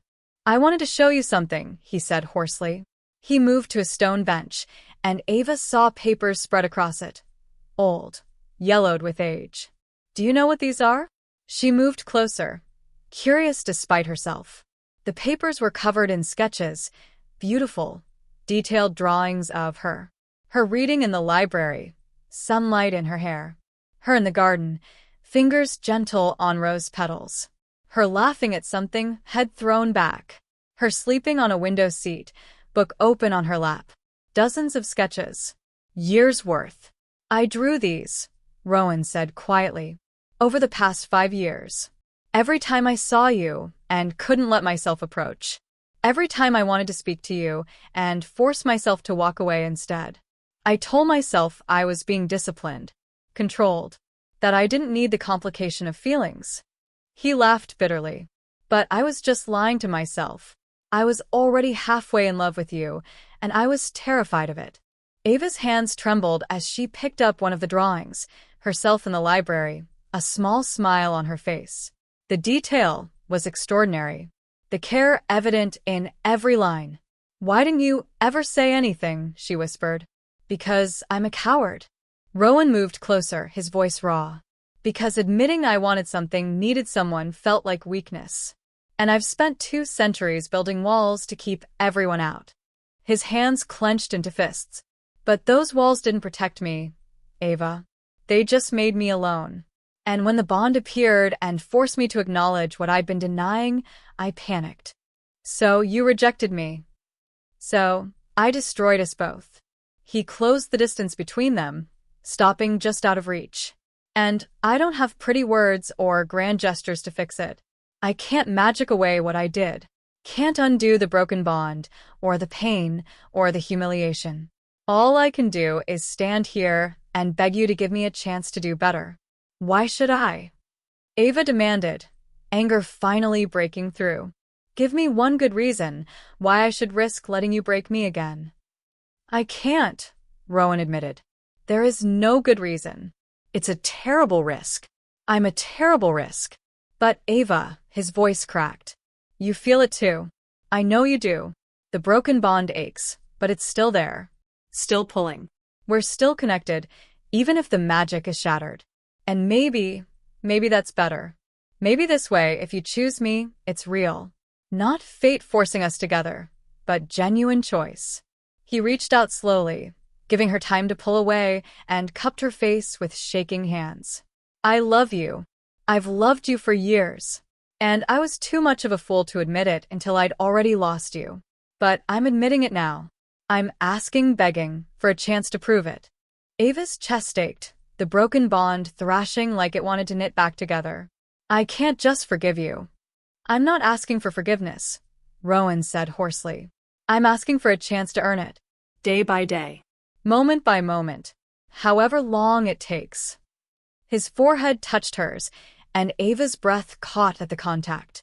This close, she could feel his warmth, smell cedar and winter frost, feel the trembling in his hands. Choose me, he whispered. Please, Ava. Choose me.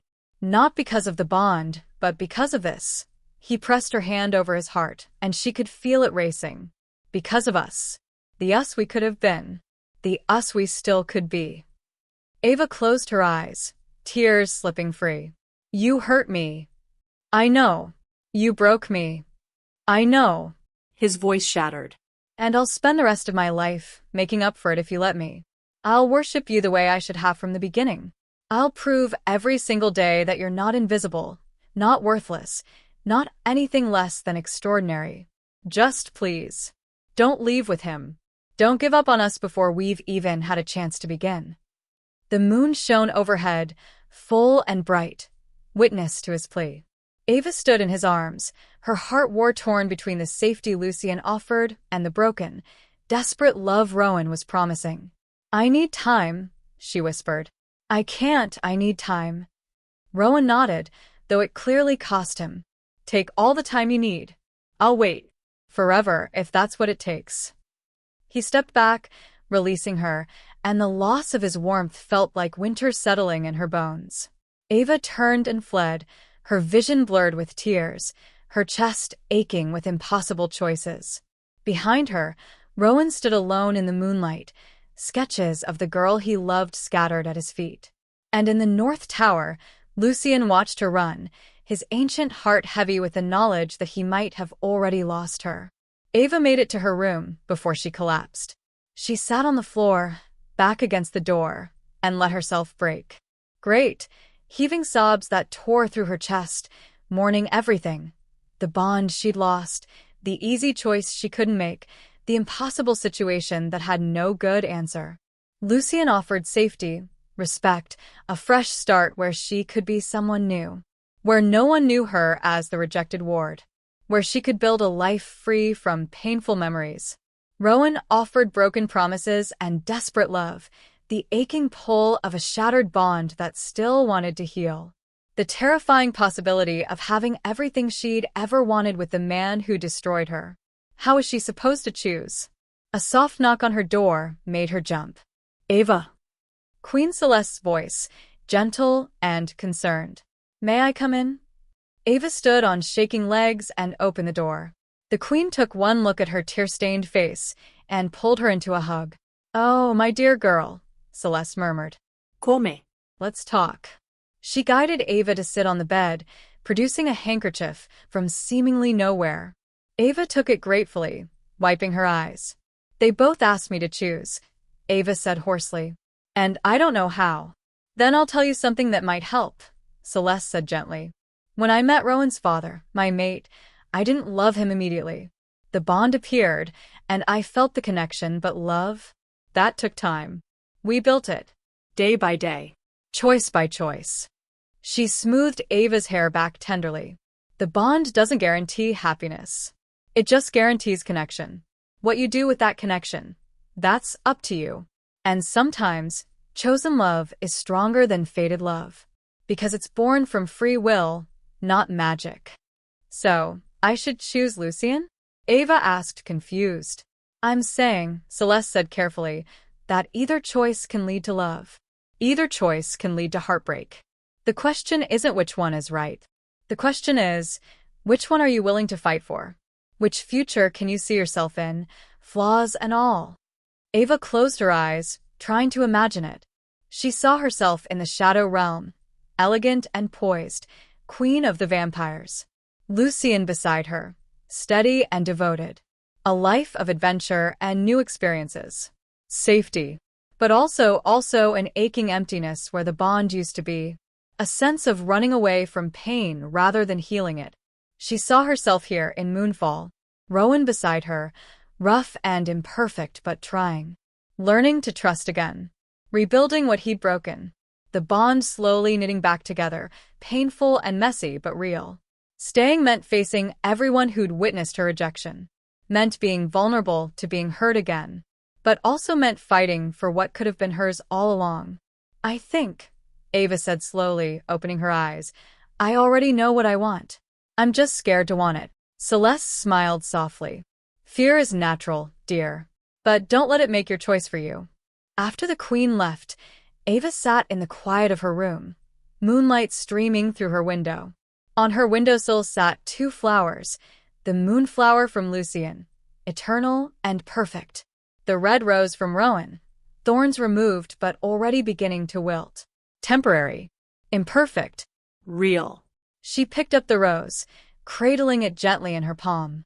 Her choice was made. Now she just had to find the courage to speak it aloud. Ava didn't sleep that night. She sat by her window, watching the stars well overhead, the rose cradled in her hands. By the time dawn painted the sky pink and gold, her decision had settled into something solid and certain in her chest. It still terrified her. Still felt like stepping off a cliff with no guarantee of landing safely. But it was her choice. And she was done letting fear make her decisions. She dressed carefully in a simple cream dress, not the elaborate gowns either king had given her, but something that was purely hers. Braided her hair simply. No jewelry, no adornment. Just herself, stripped down to the essentials. If she was going to do this, she needed to do it as Ava. Not as anyone's ward, or anyone's potential queen. Just herself. She found Lucien first. He was in the palace gardens, standing beneath an ancient oak tree, watching the sunrise. He must have sensed her approach because he turned, and the hope in his eyes nearly broke her resolve. "Ava," he said softly, "you're up early." I couldn't sleep. She moved to stand beside him, her heart aching at what she was about to do. "Lucien, I need to tell you something." His expression shifted, hope dimming into understanding. "You've made your choice." "I have." She took his hand, needing him to understand. "You've been incredible, kind and patient, and everything I never knew I deserved. You made me feel seen, valued, treasured. You gave me confidence I never had. And I will never, ever forget that." But his voice was gentle, resigned. "But my heart isn't fully mine to give." Ava's eyes burned with unshed tears. "The broken bond, it still pulls at me.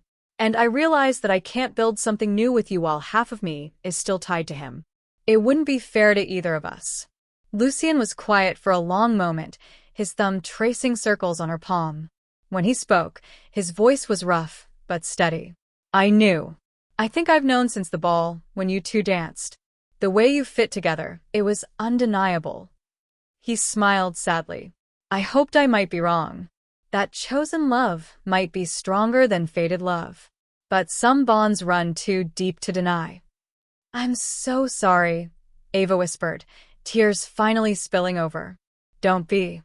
He cupped her face gently, wiping away her tears with his thumbs. "You're choosing what your heart needs, not what's easiest or safest. That takes remarkable courage." His crimson eyes held hers, warm despite the pain in them. "I meant what I said, Ava. I'll always be grateful I found you, even if I don't get to keep you." "You helped me find myself," Ava said. "You made me believe I was worth choosing. I wouldn't have had the strength to face any of this without you. Then I'm glad I could give you that." Lucien pressed a kiss to her forehead, lingering and bittersweet. "He's a lucky male. I hope he knows that. And if he ever forgets, if he ever hurts you again, you know where to find me." "Thank you," Ava breathed, "for everything. Take care of yourself, little dove." He stepped back, releasing her. "And be happy. That's all I ever wanted for you." She watched him walk away, tall and elegant and graceful in heartbreak. The vampire king who'd seen her when no one else did, who'd given her the gift of knowing her own worth. She'd never forget him, but her heart belonged to someone else. Finding Rowan was harder. She checked his chambers, the throne room, the council hall. He wasn't in any of his usual places. Finally, a guard told her he'd gone to the training grounds before dawn and hadn't returned.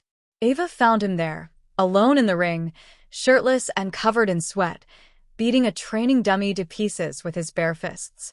His knuckles were bloody, his breathing ragged, and she realized with a start that he was fighting like a man trying to outrun his own thoughts. She stood at the edge of the ring, watching, waiting. It took him 3 more hits before he sensed her presence. He froze mid-swing, his entire body going rigid.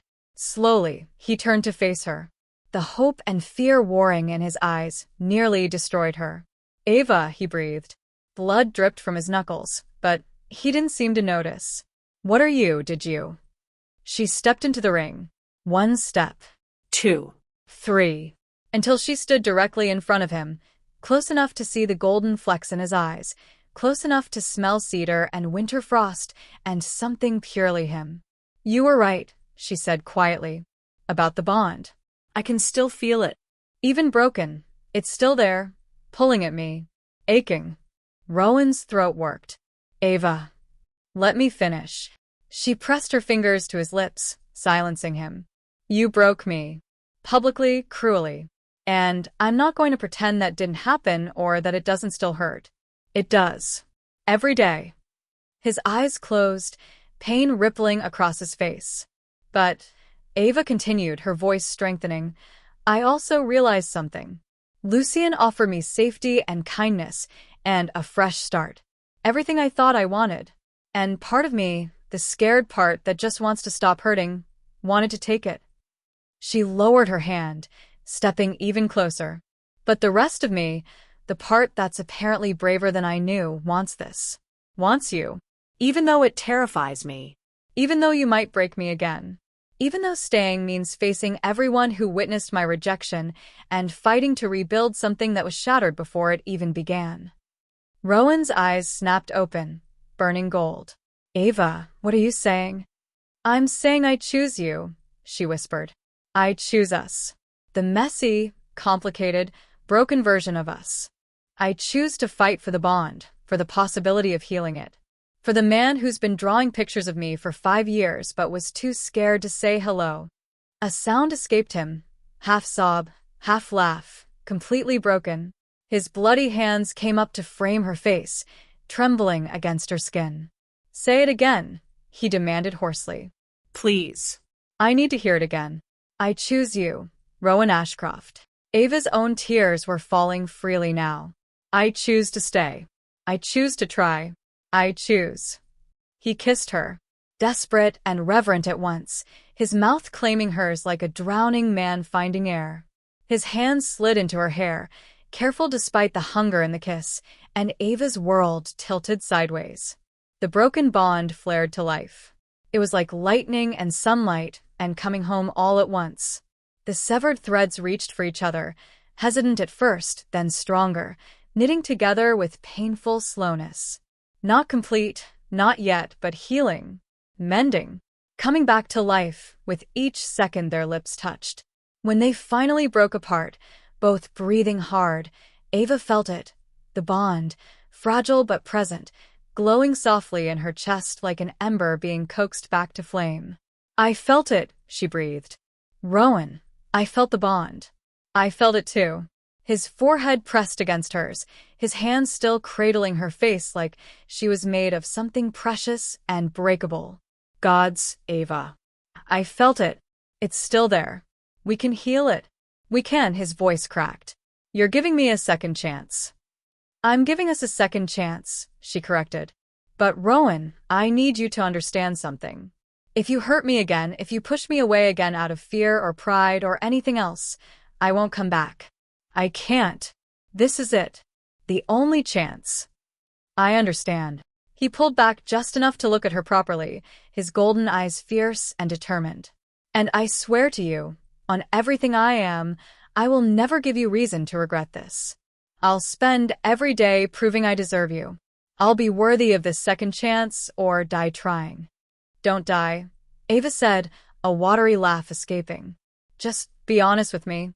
Let me in. Stop trying to protect me by pushing me away. Done. He kissed her again, softer this time. Tender. A promise. No more walls. No more distance. You want honesty? Here's honesty. I love you. I've loved you for years.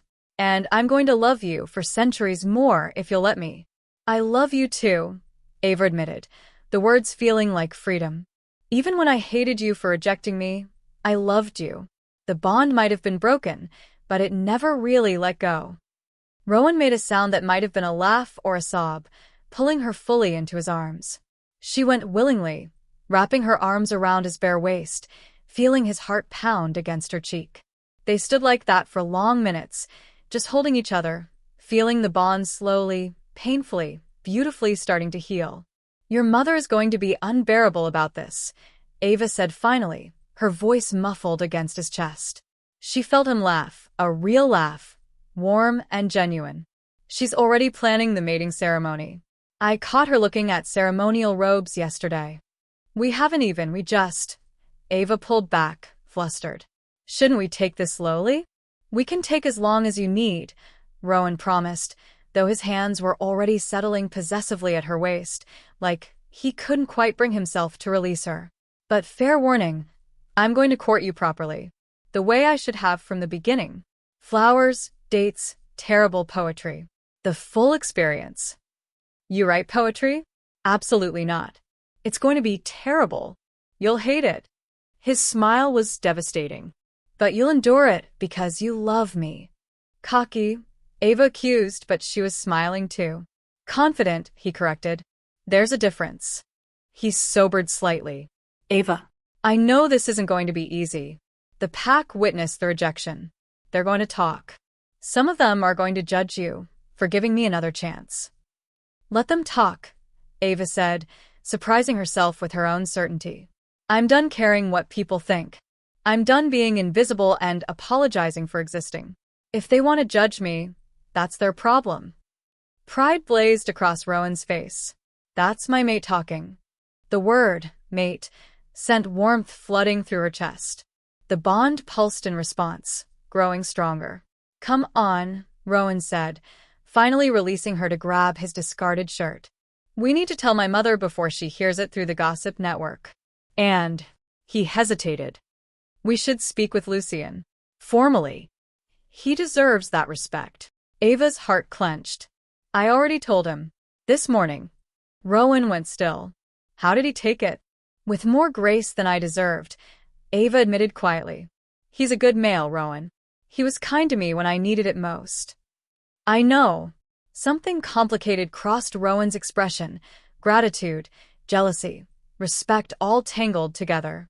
I'll always be grateful to him for that, even if I hated every second of watching him court you. He pulled his shirt on, then reached for her hand. Come. Let's face the palace together. Hand in hand, they walked back toward the palace. And if Ava noticed the curtains twitching in windows, the staff suddenly finding urgent business in whatever corridor they passed through, she didn't comment. The news was spreading like wildfire. The rejected ward had chosen the king after all. Let them talk. Let them whisper.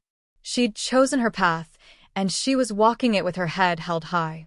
When they reached Queen Celeste's private sitting room, they found her waiting.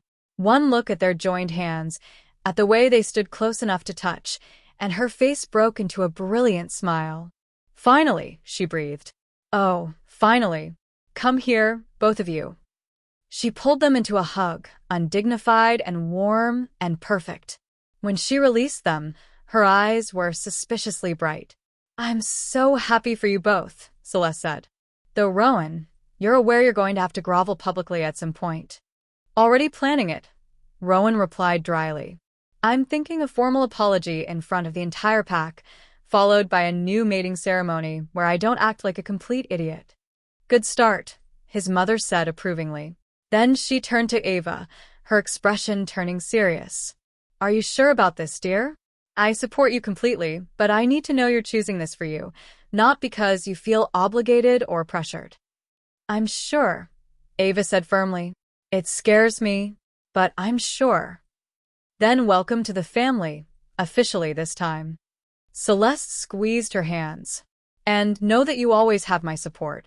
If my son steps out of line, you come to me immediately. Mother. I'm serious, Rowan. You've been given a gift you don't deserve. Don't waste it. I won't, Rowan promised, his arms sliding around Ava's waist. Never again.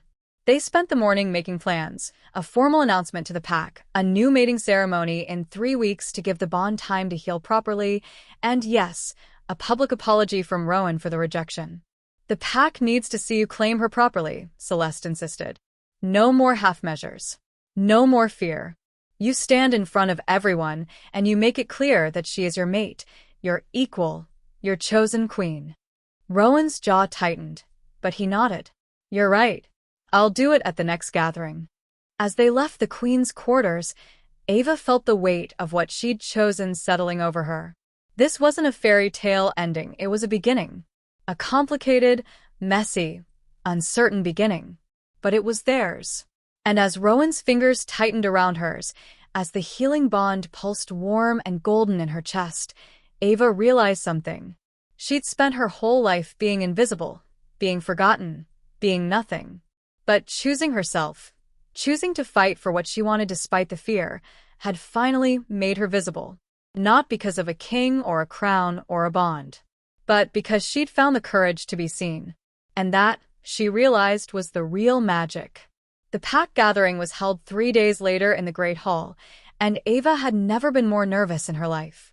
She stood in her small room, staring at her reflection in the mirror. The dress Rowan had sent her was beautiful, deep forest green with gold embroidery that caught the light, elegant but not ostentatious.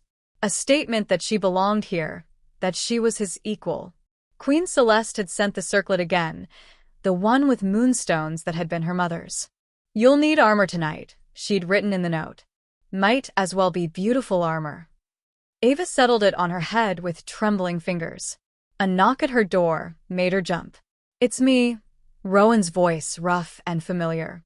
She opened the door to find him in full formal attire, the crimson and gold armor from the first ceremony, but this time he looked different. Less untouchable, more human. His golden eyes were warm when they met hers, and the healing bond between them pulsed with recognition. "You look like a queen," he said softly. "I look terrified," Ava corrected. "That too." He stepped inside, closing the door behind him. "But Ava, you don't have to do this. I can make the announcement alone. You don't need to stand beside me if you're not ready." "Yes, I do." She straightened her shoulders, drawing on the courage she'd been slowly building. "We do this together, or not at all. I'm not hiding anymore." Pride blazed across his face. He crossed to her, his hands settling gently on her shoulders. "I need you to know, whatever happens tonight, whatever they say, I've got you.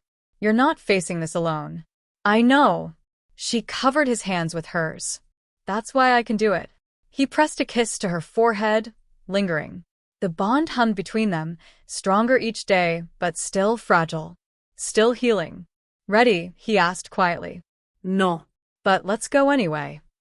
They walked through the palace corridors hand in hand, and Ava felt every stare, every whisper that cut off as they passed. The entire pack knew something was coming. The Alpha King had called a mandatory gathering with no explanation, and rumors had been flying for days. The Great Hall was packed. Hundreds of wolves stood in clusters, dressed in their finest, conversations buzzing like angry bees. The moment Ava and Rowan entered, silence crashed through the room like a wave. Every eye turned to them, to their joined hands, to the way Rowan held her close, protective and possessive at once. The whispers started immediately. "Is that the ward he rejected? She's with him now? After everything?" Ava's steps faltered, but Rowan's hand tightened on hers, steadying her. They walked through the parting crowd toward the dais, and Ava kept her chin high even though her heart was trying to escape through her throat. Queen Celeste stood near the throne, her expression proud and fierce. She gave Ava a small nod of encouragement. Rowan led Ava to the center of the dais, then turned to face the assembled pack. His voice, when he spoke, carried the weight of absolute authority. "Thank you all for coming." He paused, his jaw tightening. "I've called this gathering because I owe you all, and someone in particular, a profound apology." Shocked murmurs rippled through the crowd. "For weeks ago, during the mating ceremony, the bond revealed Ava as my fated mate." His hand found hers again, holding tight.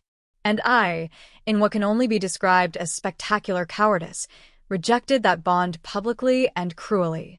The hall was so quiet you could hear a pin drop. "I told myself I was protecting her," Rowan continued, his voice roughening. "That being tied to me would put her in danger. That she'd be better off without the burden of the mate bond. But the truth is simpler and far more pathetic. I was terrified. Terrified of needing someone. Terrified of being vulnerable. Terrified of having something precious enough to lose." He turned to look at Ava, and the raw emotion in his eyes made her breath catch. "So, I hurt the one person who deserved it least. I broke something sacred and irreplaceable because I was too much of a coward to face my own fear. And I have spent every moment since then living with the consequences of that choice." Rowan's voice grew stronger, addressing the pack again. "Some of you are wondering why Ava is here with me now. Why she would give me a second chance after what I did. The answer is simple. She's braver than I am. Strong enough to risk being hurt again. Generous enough to believe that people can change, can do better." He went down on one knee. The hall gasped collectively. The Alpha King, powerful, proud, untouchable, kneeling before the ward everyone had overlooked. "Ava," Rowan said, his voice carrying despite the shocked silence, "I can't undo what I did. Can't take back the pain or the humiliation or the broken bond. All I can do is promise you, and everyone here is witness, that I will spend the rest of my life proving I'm worthy of the gift you've given me, that I will never again let fear make my decisions, that I will honor you, protect you, cherish you the way I should have from the very beginning. His golden eyes held hers, fierce and tender and completely unguarded. You are my mate, my equal, my chosen queen, and I am asking you, here and now, in front of the entire pack, will you accept this bond? Will you stand beside me, not as a ward or an afterthought, but as my partner in all things? Ava's vision blurred with tears. This was nothing like the first ceremony, cold and public and devastating. This was raw and real, and everything she'd never dared to dream of. Yes, she whispered, then louder. Yes, I accept the bond. I choose you, Rowan Ashcroft. I choose us. The bond flared brilliant gold in her chest, threads weaving together faster now, healing with each word spoken, each promise made. Not complete yet, but stronger. So much stronger. Rowan stood, pulling her into his arms and kissing her. Not gentle, not tentative, but claiming. Possessive. A statement for everyone watching that she was his and he was hers, and anyone who had a problem with that could take it up with the Alpha King personally. When they finally broke apart, the hall erupted. Cheers. Applause. Some crying. Even a few wolves who looked skeptical but were clapping anyway because their king had just made a public declaration of love, and you did not applaud that. There will be a new mating ceremony in 2 weeks, Rowan announced, his arm around Ava's waist. A proper one, where I don't act like a complete fool. You're all invited. Attendance is mandatory. There will be an unreasonable amount of food, and my mother is already planning decorations that will probably bankrupt the kingdom. Laughter rippled through the crowd, tension breaking. Until then, Rowan continued, his voice dropping into something deeper, more commanding, let me make one thing absolutely clear. Ava is my mate. She is your future queen. And anyone who speaks ill of her, anyone who makes her feel unwelcome or less than, will answer directly to me. Are we understood? The authority in his voice left no room for argument. Heads nodded throughout the hall. Good. His expression softened as he looked down at Ava. Now, if you'll excuse us, I'm going to dance with my mate. The musicians, who'd been standing frozen in shock, scrambled to start playing. Rowan led Ava down from the dais, and the crowd parted to let them through to the center of the floor. His hands settled at her waist, familiar now, and they began to move. Around them, other couples joined in, the hall slowly returning to celebration. You didn't tell me you were going to kneel, Ava murmured, still slightly dazed. Wanted it to be a surprise. Rowan's smile was crooked, vulnerable. Did it work? I'm still crying, so yes. Good tears, I hope. The best tears, she confirmed, then sobered slightly. Rowan, not everyone is happy about this. I saw some of the faces in the crowd.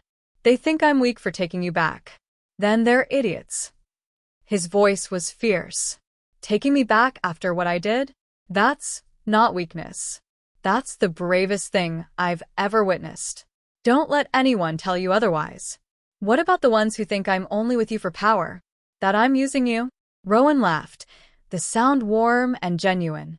Anyone who's spent 5 minutes around us knows you're the one with all the power here. I'm completely at your mercy, and everyone can see it. Dramatic, Ava accused, but she was smiling. Accurate, he countered, spinning her gently. Ava, I don't care what they think. The only opinion that matters is yours. Do you regret this? Regret choosing me? She met his eyes, golden and worried, and so full of love it made her chest ache. No. I don't regret it. Then that's all that matters. They danced until her feet hurt and her face hurt from smiling. Pack members approached throughout the night, some offering genuine congratulations, some clearly confused but polite, a few elders who looked like they had opinions but were keeping them to themselves for now. Lady Helena, the noblewoman from the dinner, approached with a stiff smile. Your Majesty. Ava. Congratulations on your reconciliation. Thank you, Ava said carefully. I must admit, Helena continued, her tone edging toward condescending, I'm surprised you were willing to overlook such a public rejection. Most would consider it unforgivable. Rowan's expression went ice-cold, but Ava spoke before he could. Most people, Ava said calmly, meeting the woman's eyes, have never been given a second chance when they desperately needed one. I have. And I choose to extend that same grace to others, even when it's difficult. Even when people like you make it clear they think I'm foolish for doing so. Helena's eyes widened. My mate, Ava continued, her voice steady and clear, made a terrible mistake born from fear and poor judgment. He's owned it, apologized publicly, and is actively working to do better. That's more than most people manage. So no, I don't consider forgiveness weak. I consider it brave. She paused, letting that sink in. And frankly, Lady Helena, what happens between the Alpha King and myself is none of your concern. But I appreciate your concern. The dismissal was clear. Helena's face flushed, but she managed a tight nod before retreating into the crowd. Rowan stared at Ava like she'd just slayed a dragon. That was the most attractive thing I've ever witnessed. She was being condescending. And you eviscerated her politely. It was magnificent. He pulled her closer, his eyes warm with pride and something deeper. You're going to be an incredible queen. I'm still just the ward everyone forgets about, Ava said quietly. No. Rowan's hand cupped her face gently. You're the woman who brought the untouchable king to his knees. You're the one who turned rejection into redemption. You're the mate who's strong enough to choose love over fear. His thumb traced her cheekbone. You stopped being invisible the moment you decided you were worth seeing. Everyone else is just catching up. The bond pulsed warm and golden between them, growing stronger with every passing hour. Not complete, healing this kind of break would take time, but definitely, unmistakably present. Dance with me again, Rowan murmured. I've spent 5 years watching you from a distance. I'm making up for lost time. So they danced. Through the evening and into the night, until the candles burned low and the crowd began to thin. They danced until Ava's head rested against Rowan's chest, his heartbeat steady beneath her ear, the healing bond humming between them like a promise. And when he finally walked her back to her chambers, stopping outside her door like a gentleman, pressing a kiss to her hand that turned into a kiss on her lips that turned into her pressed against the door with his hands in her hair and her heart racing, Ava realized something. She'd spent her whole life waiting to be chosen. But in the end, the most important choice had been her own. Choosing to be seen. Choosing to be brave. Choosing to fight for a love that terrified her but felt more real than anything she'd ever known. Good night, my mate, Rowan murmured against her lips, reluctant to let her go. Good night, Ava whispered back. She slipped inside her room and leaned against the closed door, touching her lips where his had been, feeling the bond pulse warm and alive in her chest. 2 weeks until the ceremony. 2 weeks until the bond would be fully healed, fully claimed, fully theirs. She couldn't wait. The 2 weeks passed in a blur of preparations, stolen moments, and a bond that grew stronger every day. Rowan courted her properly this time. Morning walks through the gardens, afternoons in the library where he'd read to her in that rough, beautiful voice, evenings on the terrace watching stars appear. He brought her flowers he'd picked himself, wrote her terrible poetry that made her laugh until she cried, and looked at her like she was the answer to every question he'd ever asked. The palace staff stopped whispering and started smiling when they passed. The pack members who'd been skeptical began to soften, seeing how the untouchable king had transformed into something gentler, warmer, more human around his mate. Queen Celeste was indeed planning decorations that threatened to bankrupt the kingdom. Mother, we don't need ice sculptures of wolves, Rowan said one afternoon, reviewing the ceremony plans with increasing horror. We absolutely do, Celeste countered. This is a royal mating ceremony. It needs to be memorable. The first one was plenty memorable, Ava said dryly. For all the wrong reasons. Exactly. So this one needs to erase those memories with sheer magnificence. The queen's eyes twinkled. Besides, you both deserve beauty and celebration. Let me give you that. So there would be ice sculptures. and 1,000 candles, and a feast that would feed the entire pack 3 times over, and musicians, and flowers shipped from across the realm, and enough pageantry to make even the most elaborate ceremonies look modest. Ava tried not to think about standing in front of everyone again. Tried not to let the old fears creep back in. Rowan always knew when her thoughts went dark. He'd find her, pull her into his arms, and just hold her until the anxiety faded. "I've got you," he'd murmur against her hair. "Always." And she believed him. 3 days before the ceremony, the bond did something unexpected. Ava was in her room, reading by candlelight, when warmth suddenly flooded her chest. Not painful, but intense, the broken threads pulling together all at once, weaving and knotting and sealing. The book fell from her hands as she gasped, pressing her palm over her heart. The bond was complete. She felt Rowan through it, his surprise, his joy, his overwhelming relief.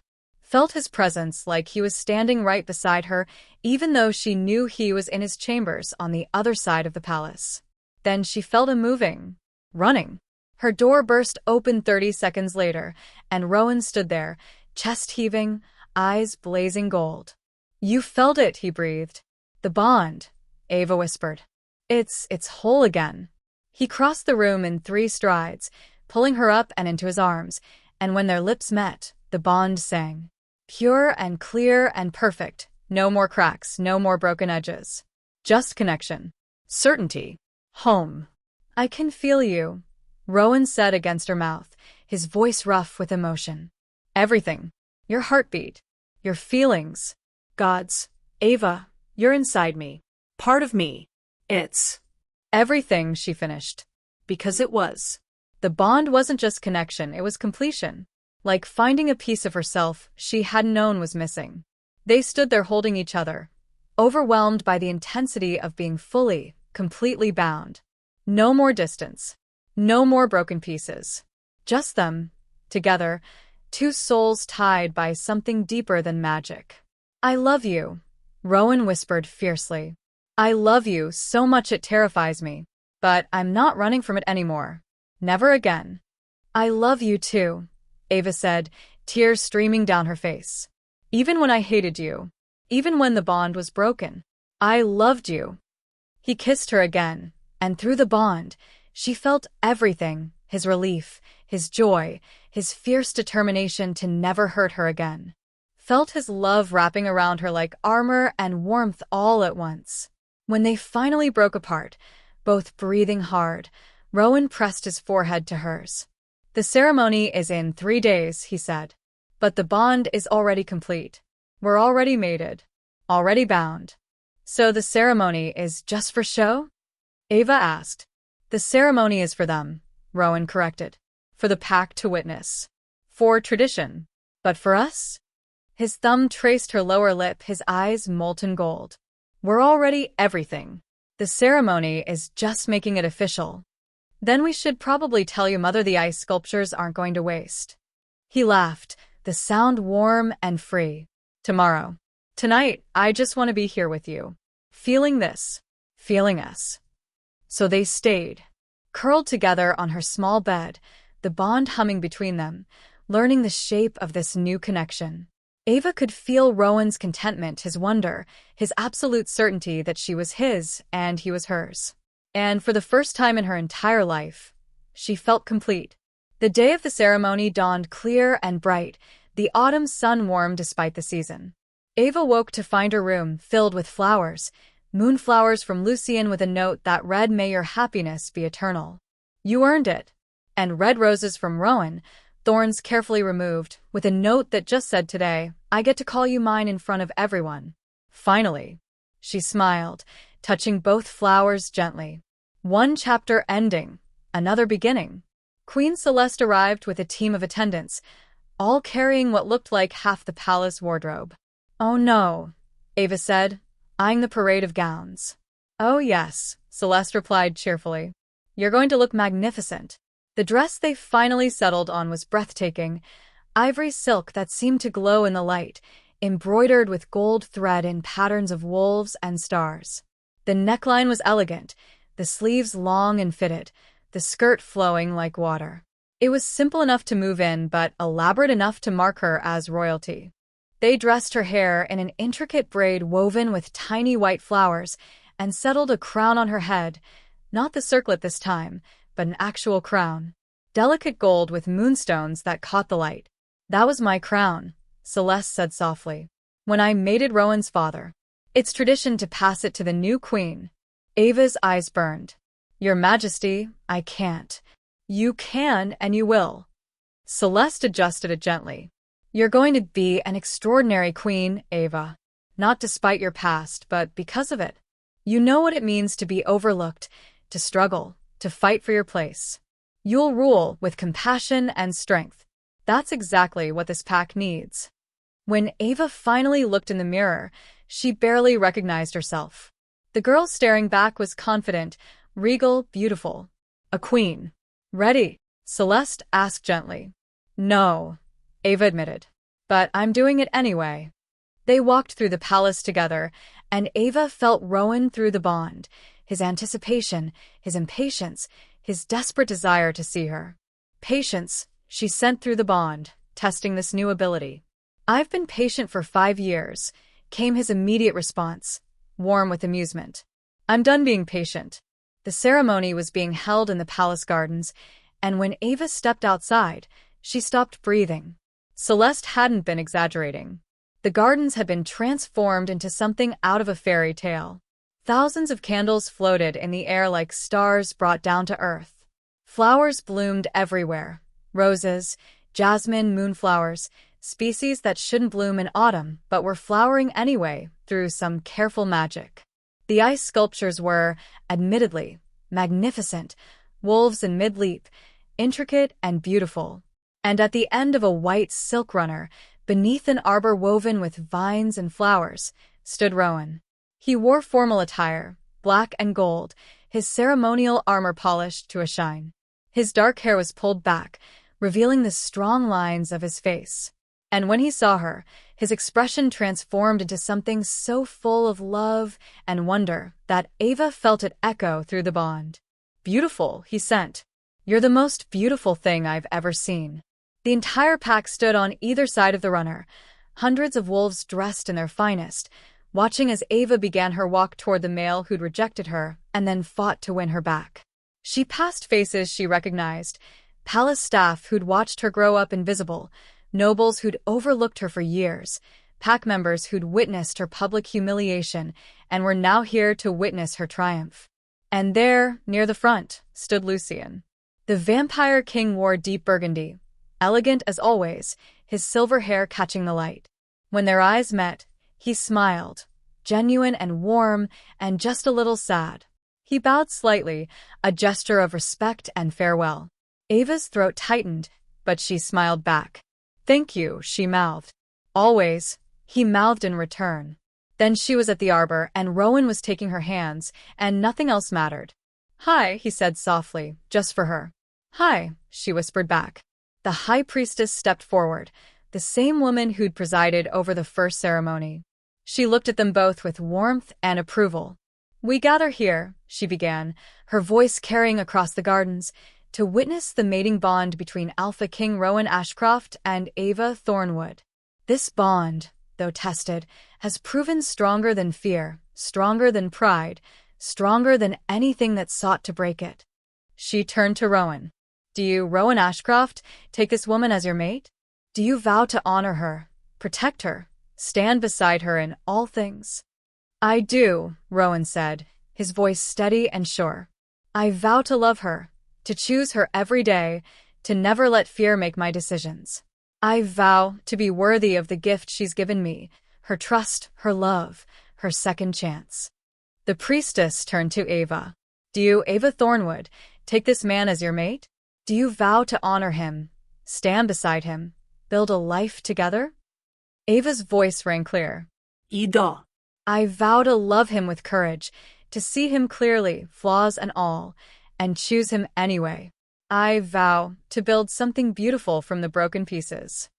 Then, by the power vested in me, and by the bond that already connects you, I declare you mated before the pack and the moon. The priestess smiled. You may seal your vows. Rowan pulled Ava into his arms and kissed her, and the bond flared brilliant gold, so bright that everyone could see it, the visible proof of their connection. The crowd erupted in cheers, howls rising into the clear autumn sky. When they finally broke apart, both breathing hard, Rowan pressed his forehead to hers. Mine, he murmured. Ours, Ava corrected. We're each other's. Even better. The feast that followed was everything Celeste had promised, excessive, elaborate, and absolutely perfect. Music filled the air, food covered every surface, and pack members celebrated long into the night. Ava danced with Rowan until her feet ached, laughed at the terrible toasts from various pack members, and accepted congratulations from wolves who'd once overlooked her completely. Lady Helena even approached, looking uncomfortable. I wanted to apologize for my words at the dinner. They were unkind and uncalled for. Apology accepted, Ava said graciously. We all make mistakes. What matters is learning from them. The woman looked relieved. You're going to be a good queen. Better than I gave you credit for. Thank you. That means a lot. As the evening wore on, Ava found herself standing at the edge of the gardens, looking up at the full moon, feeling utterly content. Rowan appeared beside her, sliding his arms around her waist from behind, his chin resting on her shoulder. Happy, he murmured. Deliriously, Ava admitted, leaning back against his chest. Is this real? Sometimes I still can't believe it. It's real. His arms tightened. You're my mate, my queen, my everything. And I'm going to spend the rest of my very long life proving you made the right choice. I already know I did, Ava said softly. Through the bond, she felt his love wrap around her, warm and constant and unshakable. They stood there as the celebration continued around them, two souls bound by something stronger than magic. Not because fate demanded it, but because they'd chosen it, fought for it, refused to let fear win. I have something for you, Rowan said suddenly. He pulled a small box from his pocket, opening it to reveal a ring. Simple gold, with a single moonstone that caught the light. It was my grandmother's, he explained. She gave it to my mother, who wore it at her mating ceremony. Mother wanted you to have it. Ava's eyes burned as he slipped it onto her finger. It's perfect. You're perfect, Rowan corrected. You took a broken king and taught him how to be whole again. You turned rejection into redemption. You, his voice caught. You saved me, Ava. In every way a person can be saved. We saved each other, she whispered. You taught me I was worth choosing, that I deserved to be seen. He kissed her then, soft and sweet and full of promise. And through the bond, Ava felt everything. His joy, his certainty, his absolute conviction that they would weather anything as long as they faced it together. When they finally returned to the celebration, hand in hand, Ava realized something that made her smile. The girl who'd spent her life being invisible had become impossible to overlook. Not because she was queen, though she was. Not because she was the Alpha King's mate, though she was that too. But because she'd finally learned the most important lesson of all. She'd always been worth seeing. She'd just needed to believe it herself. And now, standing beside the male who'd broken her and then helped her become stronger in the healing, she finally, completely did. The end. Thank you for watching this story to the end. If you enjoyed this story, you will surely love the next one. It's crazier and more intriguing as you can ever imagine. So do check it out.